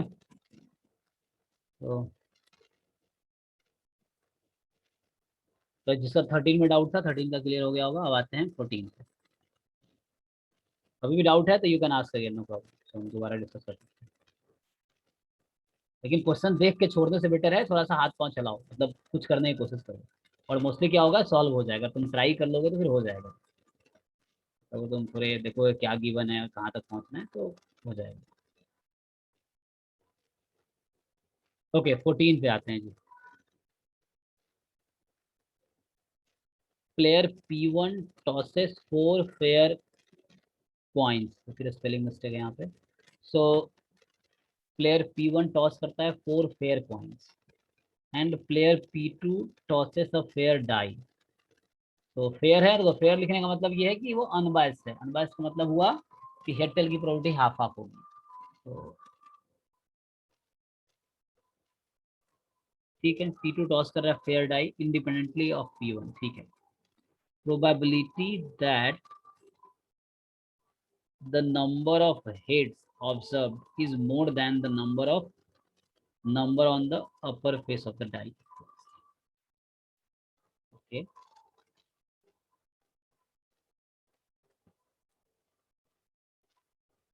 क्वेश्चन क्लियर है। P1 एक प्लेयर है जो एक कॉइन को 4 बार टॉस किया और वो देख रहा है कितनी बार हेड आया। P2 दूसरा प्लेयर है जो एक डाई को थ्रो किया, एक ही डाई को। ओके, फेयर है मतलब ईच आउटकम 1/6 प्रोबेबिलिटी होगी। और क्वेश्चन ये है क्या प्रोबेबिलिटी है कि नंबर ऑफ हेड जो प्लेयर P1 को आया है वो ज्यादा है than number of upper face of the die. देखो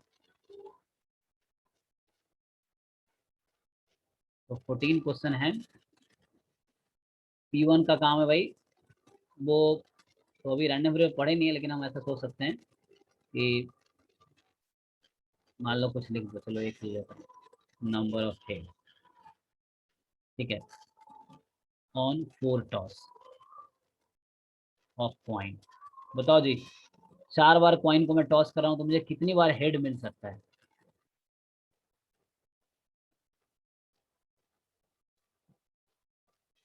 कॉइन को 4 बार टॉस करने में कितनी बार हेड मिल सकता है, ऑल पॉसिबिलिटीज क्या क्या है।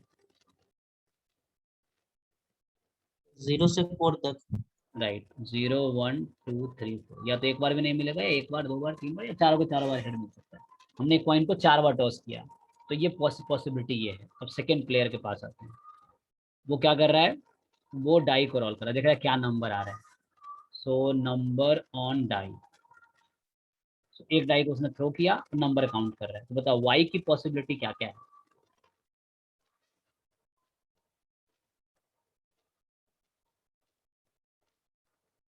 वाई की पॉसिबिलिटी क्या क्या होगी, मतलब क्या क्या नंबर आ सकता है भाई, सबको पता है कि 1 2 3 1 2 3 4 5 6। है ना, इजी।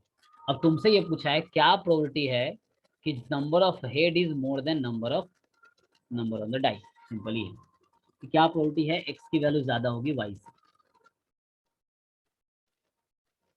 तो इसको तुम कैसे करना चाहोगे, तो फिर रैंडम वेरिएबल में पढ़ा नहीं है, लेकिन मैं यूज कर रहा हूँ, तो हम बाद में कर सकते हैं इसको। तो अभी देख लो, फिर दोबारा कर लेंगे बाद में भी।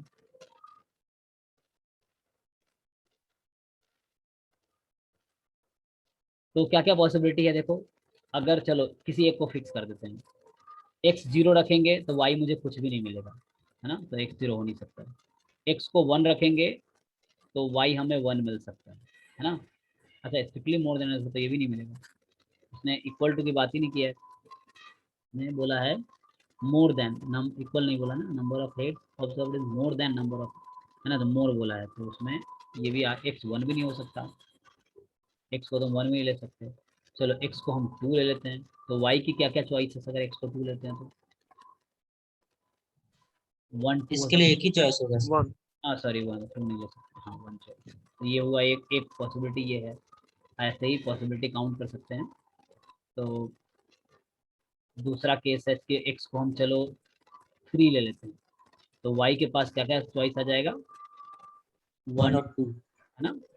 और एक केस है कि एक्स को चलो हम 4 ले सकते हैं, एक्स 4 से ज़्यादा हो भी नहीं सकता है, तो वाई के पास चॉइस आया 1 2 3, राइट, इतना ही है ना। चलो yes.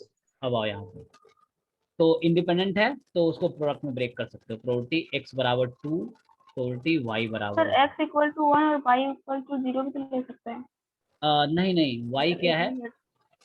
Number on the die, so Y को 0 हम और समझ सर रहे हैं? हाँ, ठीक है। ये डाइस पे 0 नहीं होता है, अच्छा सोचना हम्म, सही था, लेकिन हाँ ओके, डाई पे 0 नहीं आएगा। तो ठीक है, x2 y1 इस तरह से है, प्रोडक्ट में तुम ब्रेक कर लो और अब प्रोबेबिलिटी अलग अलग निकाल लेते सर हैं। सर यहाँ पे बोला इंडिपेंडेंटली ऑफ P1, मतलब सर P1 से उसको फर्क नहीं पड़ता, तो सर इसको इंडिपेंडेंट कंसिडर कर लेंगे सर ऐसे। हाँ इसलिए बोला ना, एक्स वाई दोनों इंडिपेंडेंट रैंडम वेरिएबल है, ये समझ आया, मतलब दोनों एक्सपेरिमेंट इंडिपेंडेंट है, मतलब उसको कोई फर्क नहीं, हेड को पॉइंट डाई से कोई फर्क नहीं पड़ा। यहाँ देखो ये जो ज्वाइंट है ना, ये इंडिपेंडेंट का मतलब तुमने पहले अगर सुना है तो क्या होता है कि ज्वाइंट को तुम ब्रेक कर सकते हो सेपरेटली मार्जिनल के टर्म में, वही मैं भी कर रहा हूँ। एक्स वाई यहाँ साथ साथ है, अब अलग अलग कर दिया, इंडिपेंडेंट का मतलब ये है, अलग अलग कर दोगे कोई फर्क नहीं पड़ेगा क्योंकि वो इंडिपेंडेंट है। तो ये मैंने अलग कर दिया, एक साथ था तो अलग कर दिया, एक साथ है अलग कर दिया, एक साथ है अलग कर दिया, तो इंडिपेंडेंट है तो उसको फर्क नहीं पड़ेगा। ओके देखो, अब x बराबर 2, एक कॉइन को हमने 4 बार टॉस किया और 2 बार हेड आने की क्या प्रोबेबिलिटी है। तो देखो यहाँ पे फिर अगर चाहो तो तुम, मतलब अभी हमने पढ़ा नहीं है लेकिन शॉर्ट में काम करने के लिए हम बाइनोमियल लगा सकते हैं कि 4 बार टॉस किया और हेड आने की प्रोबेबिलिटी 1/2 है, तो ये यूज कर सकते हो चाहो तो, बाइनोमियल 4 1/2, या नहीं तो ठीक है ऐसे सोच लो, सारे आउटकम लिखने पड़ेंगे फिर मुझे कि 4 बार टॉस करने पर जो 16 आउटकम्स आते हैं, वो 16 आउटकम्स क्या है, फिर उनमें से चेक करना पड़ेगा कि 2 बार हेड वाले कितने हैं। तो 6 था, हमने याद आ रहा है वो क्वेश्चन किए थे, तो 6 ऐसे थे जहाँ 2 हेड आते हैं, तो ये आएगा 6 बाई टोटल कितने होते हैं 16। बाइनोमियल से करेंगे तो भी यही आएगा, बाइनोमियल से करेंगे तो क्या होता है 4c2 और p की पावर, p हाफ है तो p की पावर 2, 2 की पावर 2, तो उससे भी आंसर यही आएगा 6/16, तो जैसे भी सोचो ठीक है ना। तो मैं बाइनोमियल लगा देता हूँ, तुम लोगों को पता है बाइनोमियल कैसे पता चला, तो number of heads on the 4 tosses of a coin, तो नंबर ऑफ ट्रायल्स 4 है, तो बाइनोमियल NP होता है। तो बाइनोमियल ऐसे 12th क्लास में भी है लेकिन मैंने डिस्कस नहीं किया है बेसिक प्रोबेबिलिटी में। तो n 4 है और p यहाँ पे 1/2 प्रोबेबिलिटी ऑफ गेटिंग हेड। और इसका डिस्ट्रीब्यूशन क्या होता है, प्रोबेबिलिटी x बराबर कोई नंबर r ले लो यार, NCR p की पावर r q की पावर है ना, तो वही यूज करा। ओके, अब y बराबर 1, डाइस पे 1 आने की क्या प्रोबेबिलिटी है जी, 1/6 प्लस फिर x बराबर 3, तो 4c3 1/2 की पावर 3 1/2 की पावर 1। डाइस पे 1 या 2 आने की प्रोबेबिलिटी कितनी है, 2/6, दो है number out of 6। Again x बराबर 4, तो 4c4 1/2 की पावर 4 एंड 1/2 की पावर 0, बाइनोमियल लगा रहा हूँ, इनटू में डाइस पे 1 2 या 3 आने की प्रोबेबिलिटी 3 नंबर है 6 में से, समझ आ रहा ना, या तो 1 आएगा या 2 या 3 या और है, 3 आउटकम है 6 में से। अब इसको बस सिंप्लीफाई कर लेते हैं, तो पहला नंबर आएगा 6/16 इंटू 1/6, दूसरे में 4c3 4 होता है, तो 4/16 इंटू 2/6, तीसरा नंबर 4c4 1 है, तो 1/16 इंटू 3/6, तो फाइनली आया 6 + 8 + 3 अपॉन 16 इंटू 6 डिनोमिनेटर में है। तो नंबर अपने हिसाब से नंबर मल्टीप्लाई भी करना जैसे तुम्हें बेटर लगे, तो आएगा 14 + 3 17 अपॉन 96। हाँ, तो ये आंसर है, ठीक है जी। तो इसमें थोड़ा सा जो बिगिनर्स है उनको प्रॉब्लम होगा, जिन्होंने पहले ये सब नहीं देखा अगर नंबरेबल, तो क्योंकि हम डिस्कस करेंगे अभी इसके बाद ये सब, तो ये क्वेश्चन दोबारा कर सकते हैं तब हम, प्रॉब्लम बस ये था कि नंबर ऑफ हेड था पहला, दूसरा नंबर ऑन द डाई, तो उसको मैं यूज़ कर लिया, इंडिपेंडेंस की वजह से अलग अलग कर दिया, और फिर प्रोबेबिलिटी निकालने के लिए डाई पे तो ईजी होता है कि ईच आउटकम हैज प्रोबेबिलिटी 1/6, कि फेयर डाई है।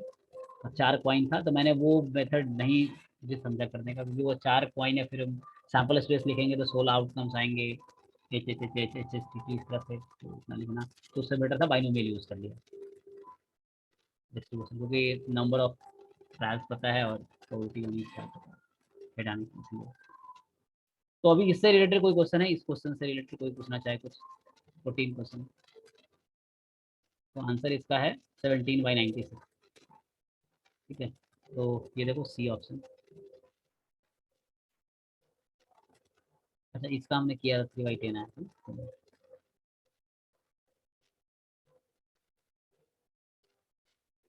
ठीक है जी। तो 12 हो गया, 13 हो गया, 14 हो गया, 14 का आया है 17/96 का। अब आओ 15 पे, 15 भी किसी का डाउट है तो 15 देखते हैं,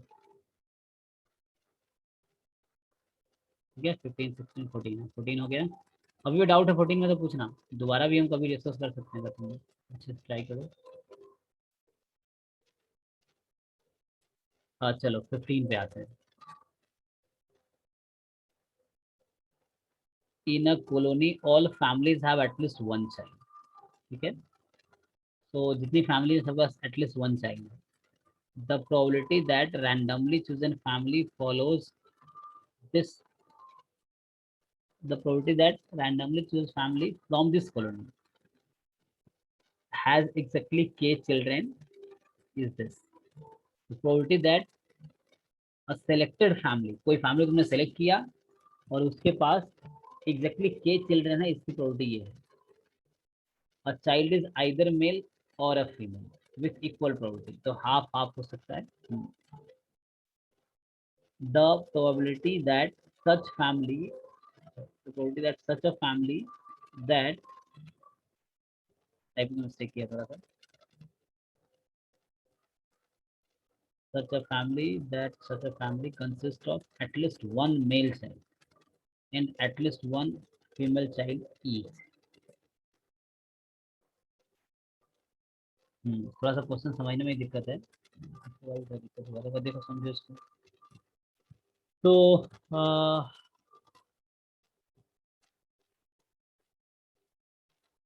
हमें गिवन क्या क्या, पहले उसको नोट कर लें।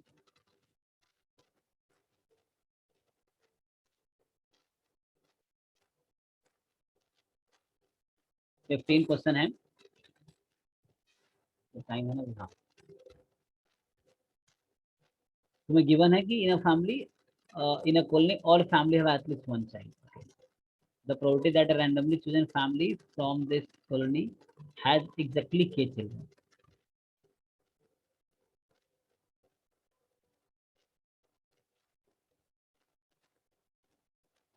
Family has k children.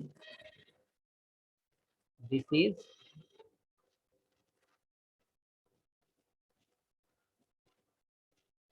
0.5 की पावर k. मतलब ये हो गया 1/2 की power k.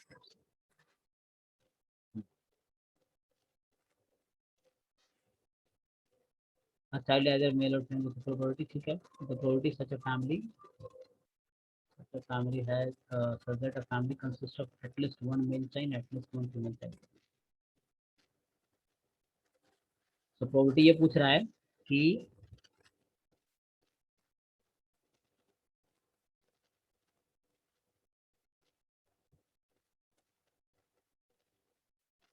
probability of at least one male child and at least one female child क्या होगा. ठीक है. ओके.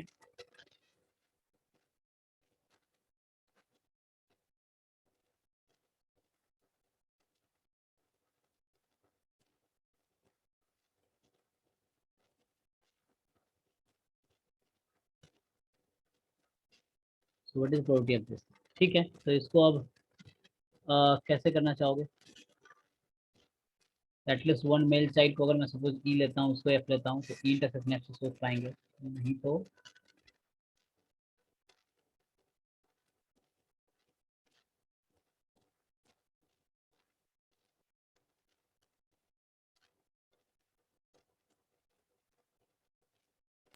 सर एटलीस्ट को हम ऐसे लिख सकते हैं 1 minus probability of no male child and no female child.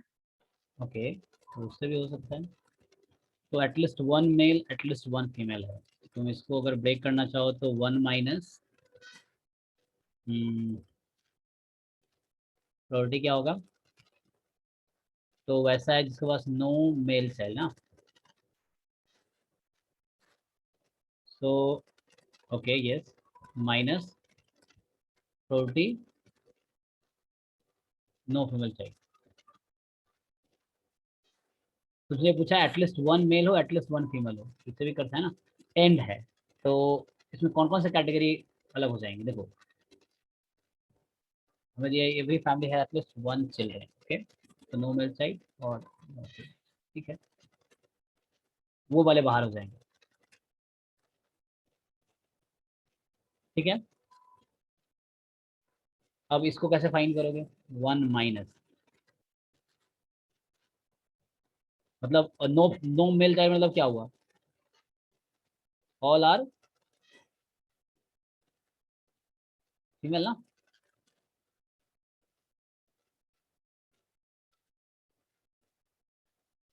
यानी यहाँ हो सकता है.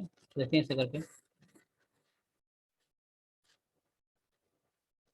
क्योंकि चाइल्ड होगा इसकी तो बता रखा है कि it is sure that every family has at least one child. तो बता रखा है हमें all family have at least one child. ठीक है. ओके. अब 1 माइनस. अब ये बताओ probability of all are female child. Okay. So family can have either 1 2 3. ठीक है. So probability of being female child की प्रोबेबिलिटी कितनी है.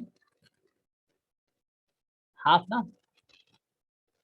One child being female is half and having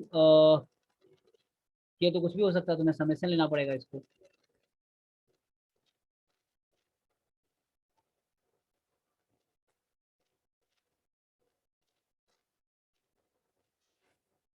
इसको तुम्हें तो 50 से लिखना पड़ेगा.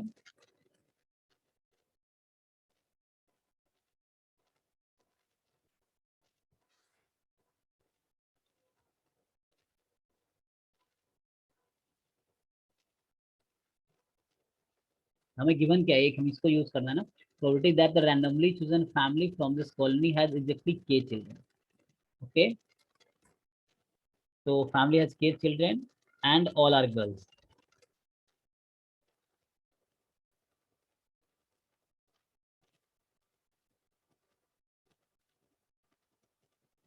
कैसे करोगे calculate?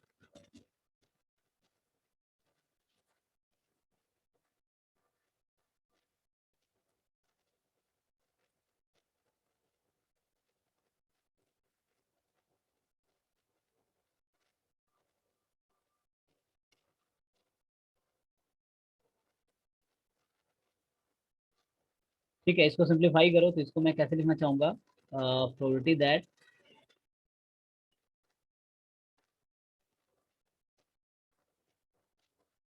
A family has k child, ठीक है, एंड ऑल आर गर्ल्स, ही ना, ऑल आर फीमेल। और दूसरे में ऐसे ही दूसरे को लिख पाओगे, के कुछ भी हो सकता है ना, के तो उसने फिक्स नहीं किया है। Family has K children and all are male. दूसरे में, और इसको अगर मैं कन्वर्ट करूं इंटरसेक्शन के अकॉर्डिंग तो क्या होगा,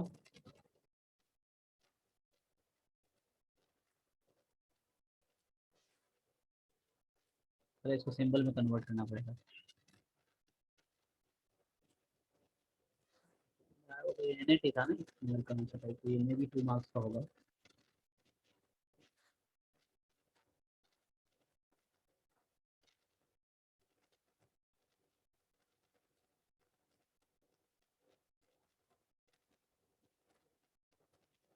हाँ, इसको ब्रेक करो उस पे, मल्टीप्लिकेशन रूल ऑफ प्रोबेबिलिटी है ना, सो इंटरसेक्शन को हम क्या लिख सकते हैं, मैं ये यूज करना चाह रहा हूँ, probability of A intersection B, I can use P A into P B given A, तो ये यूज करना चाह रहा हूँ। ये डिसाइड करना है कि ए किसको ले और बी किसको ले, बस ये तुम्हें डिसाइड करना है। So what can we do, ठीक है ना, P A into P B given A, इसको यूज करना है। अब यहाँ पे एक है कि फैमिली हैज के चिल्ड्रन, क्योंकि हमें पता नहीं कितने चिल्ड्रन है, एंड ऑल आर फीमेल, यहाँ family has K children, all are male, तो इसको मैं ई किसको कंसिडर करूँ, into all are male, okay.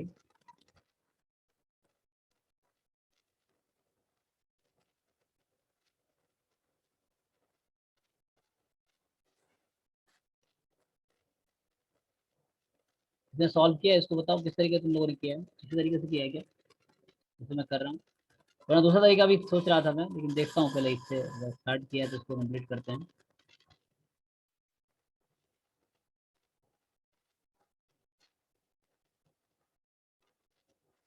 तो मुझे याद आ रहा है कि लास्ट ईयर भी डाउट किसी ने पूछा था, तो वहाँ भी मुझे थोड़ा सी प्रॉब्लम हुआ था। Family has K children, last में सॉल्व हो गया था, तो आंसर मुझे याद, तो मैं कराए हैं, मुझे याद है, थिंक अगेन ओवर इट।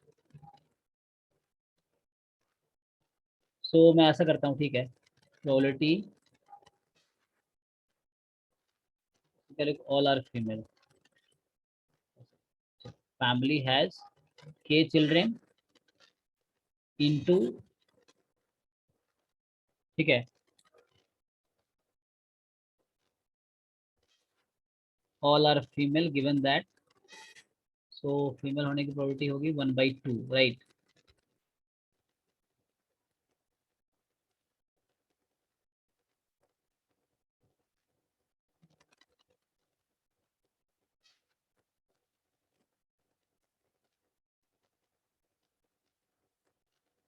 मे भी कुछ ऐसा होगा, मैं लिख कर देखता हूँ और आंसर क्या, नहीं तो मैं नेक्स्ट क्लास में कराऊंगा। 1/2 इंटू, है ना, a child being female probability half, ठीक है, and it has K child, the probability is 1/2 raise to power K, और इस पे तुम समेशन अगर लगाओगे, समेशन क्यों, because may be family has 1 to infinity, summation क्यों लगा रहा हूँ, क्योंकि इट हैज के चाइल्ड, के कैन बी 1 2 3, उसमें क्वेश्चन में लिखा है written here, k can be 1 2 3 up to infinity, तो any 0.5 को मतलब 1/2 मैंने लिया है। और ये हाफ क्यों लिखा हूँ, because the family have female child, तो फैमिली का के चाइल्ड होने की प्रोबेबिलिटी कितनी है 1/2 की पावर के, ओके, ये वो हाफ 0.5 पावर के है ना, and each child being female is probability half, उस पर मैंने समेशन लगाया है, समेशन के कैन बी, सेम थिंग यहाँ भी होगा, फैमिली हैज के चिल्ड्रन, तो इंटरसेक्शन को मैं ब्रेक कर रहा हूँ बस, so the probability is 1/2 raised to power k and each child being male is probability half, again k from 1 to infinity, दोनों सेम बात है, तो मतलब डबल हो जाएगा। अब 1 माइनस, ठीक है, मैंने क्या किया, दोनों को ब्रेक कर दिया उसी फॉर्मूले से जो मैं लिखा था यहाँ पे।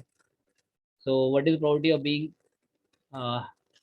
One child having female and probability of having के चाइल्ड इन द फैमिली, दोनों की प्रोबेबिलिटी को मल्टीप्लाई कर दिया, मल्टीप्लिकेशन रूल ऑफ प्रोबेबिलिटी को यूज करके।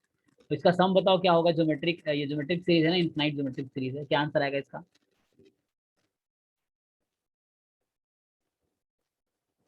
Something may be wrong, I think, check करो कितना आता है।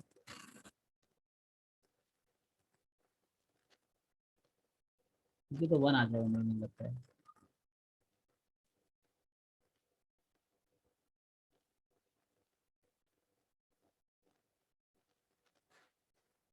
कि 1/2 तुम बाहर दे सकते हो समेशन से, इसका समेशन जब करोगे, समेशन 1/2 की पावर के फ्रॉम 1 टू इन्फिनिटी है, तो ये ज्योमेट्रिक तुम्हारी सीरीज बनेगी 1/2 plus 1/4 plus 1/8 and so on, a upon 1 minus R करोगे तो ये तो आ जाएगा तुम्हारा 1 ही, 1/2 अपॉन दिस,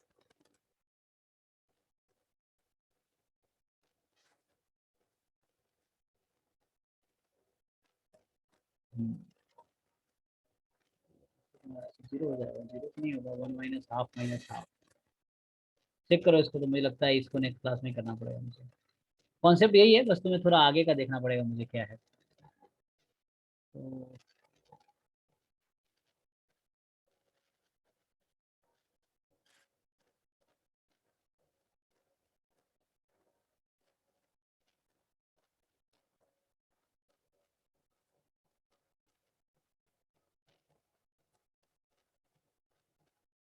मे भी मुझे लगता है यहाँ पे भी, okay okay 1 minute, so this is that family has K child and each child is having female, so यहाँ पे क्या होगा, सो वन चाइल्ड को फीमेल होने की प्रोबेबिलिटी 1/2 है, तो I think this will be power K again, क्या कर रहा हूँ मैं, देखो, so one child of being male or female is probability half, so but we have k child and all are female, so first a family have k child, the probability is 1/2 की power k, that was 0.5 की power k, and each child is being female is, so हमारे पास k childs हैं, so one एक के female होने की probability 1/2 है, तो k को करेंगे multiply, so that will be 1/2 की power k, okay, so I think that may give the answer, yes, so उसके अकॉर्डिंग क्या आंसर आएगा, ओके ओके दैट्स फाइन, सो ये होगा समेशन 1/4 की पावर के हो जाएगा, ठीक है, के फ्रॉम 1 टू इन्फिनिटी, और ये अगला भी सेम ही है, तो मैं 2 टाइम कर देता हूँ, मतलब नेक्स्ट टर्म भी सेम बात ही है, तो मैंने डबल कर दिया, ओके, सो 1 माइनस 2 टाइम, और इसका क्या होगा, इसको ओपन करो भाई, समेशन 1/4 की पावर के फ्रॉम 1 टू इन्फिनिटी, तो जो ओपन करोगे ना, फर्स्ट टर्म 1/4 है, नेक्स्ट टर्म 1/4 स्क्वायर है, नेक्स्ट टर्म 1/4 क्यूब है, तो first term a upon 1 minus R, R भी 1/4 ही चल रहा है, तो फाइनली आएगा 1/4 अपॉन 3/4, तो 1/3 आएगा, ठीक है, ओके, ठीक है, ठीक है, so that is 1/3 and 1 minus 2/3 is 1/3, final answer is 1/3, ये करेक्ट है, ठीक है। तो बस मैं यहाँ मिस्टेक कर रहा था कि half is probability of being female of one child है, बट देयर आर के child, so in that case half की पावर के होगा, एंड के की वैल्यू फिक्स नहीं है, K can be anything from 1 to infinity, तो इसलिए हमने समेशन लिया है, इसको थोड़ा अपने लेवल से ट्राई करना, फिर से मैं एक्सप्लेन कर देता हूँ, इजी है। सो देखो फैमिली के पास कितने हैं, क्वेश्चन एक बार पढ़ लेते हैं, तो टाइम भी हो गया होगा, तो let me repeat the question again. So question में क्या था,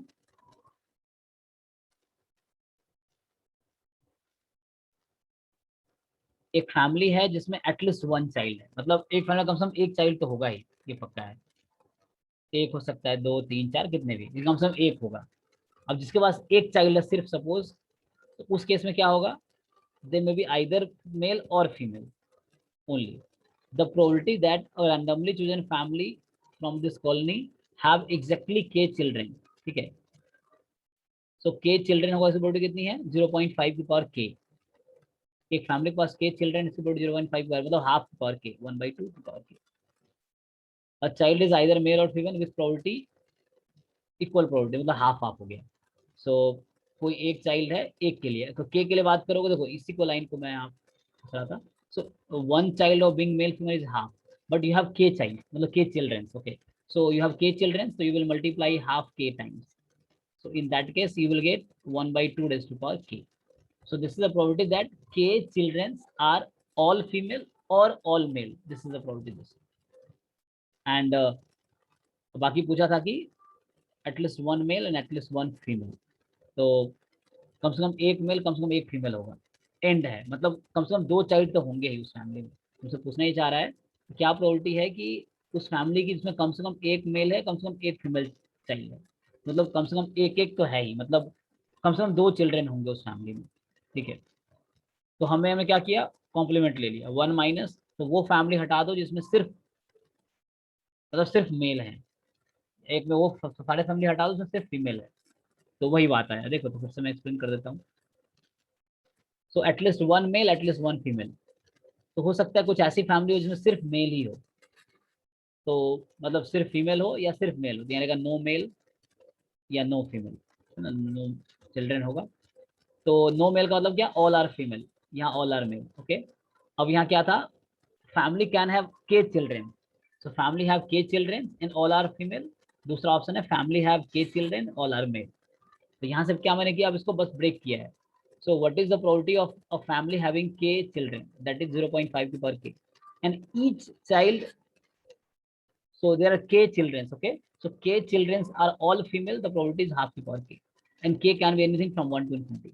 Same thing will be for the next term, so I did twice. अब इस ज्योमेट्रिक सीरीज का फॉर्मूला लगा के a/1 में साथ लगा के सॉल्व करो, ये तुम्हारा 1/3 आ गया, तो 1 - 2/3, फाइनल आंसर 1/3, और ये करेक्ट है, ठीक है। तो ये जैम का पेपर चाहे तो सर्च कर लेना, मैं एक पीडीएफ सेंड करूंगा जिसमें 2005 से 2020 तक के सारे क्वेश्चन हैं, मतलब एक पीडीएफ नहीं, एक ही पीडीएफ में। सो यू कैन सी दैट, उससे तुम्हें ये भी आइडिया मिल जाएगा अगर ओपन करोगे कि कैसे कैसे क्वेश्चन आए हैं, एटलीस्ट एक आइडिया रहेगा क्वेश्चन का। ओके, सो आई थिंक हमने इस क्वेश्चन में ज़्यादा टाइम ले लिया मैंने, पर देखना अच्छा क्वेश्चन है ना, फर्स्ट टाइम में तो क्वेश्चन ही समझ नहीं आया था मुझे। ओके, तो 9 तो बज गया है, तो आज इतना ही रखता हूँ। अभी मैं कितना कुछ नहीं किया, हमने 15 तक किए हैं बस। तो ऐसे बहुत लोगों ने कम ही क्वेश्चंस किए हैं, मतलब कुछ बच्चे हैं जिन्होंने 30-31 तक, अंजलि ने 31 तक किया हुआ है, और बाकी लोग 10-15 तक किए हैं। तो मैं ये कहूँगा कि अगले क्लास तक अभी सिर्फ असाइनमेंट पे फोकस करो, तो अगले क्लास तक क्या करो, असाइनमेंट कम से कम 50 तक कर ही लेना, 55 क्वेश्चन ही है, फिनिश से कर लेना। और बहुत ज़्यादा टाइम नहीं लगेगा, ढंग से बैठोगे तो 4-5 घंटे में कर लोगे, ठीक है ना। तो टोटल इसमें 55 क्वेश्चन है, तो इसको फिनिश करके नेक्स्ट क्लास में इसी का डाउट चलेगा। फिर हम आएंगे साहू के एक्सरसाइज चैप्टर 1 और चैप्टर 2 में जो बचा हुआ बहुत लोगों का वो भी है, तो उस पर भी हम आएंगे, ठीक है। अभी किसी को कुछ बताना है या पूछना हो?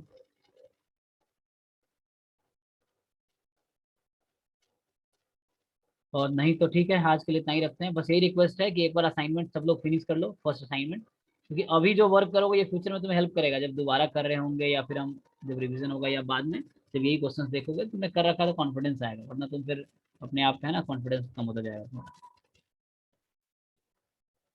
ठीक है, फिर चलो आज के लिए इतना ही रखते हैं फिर।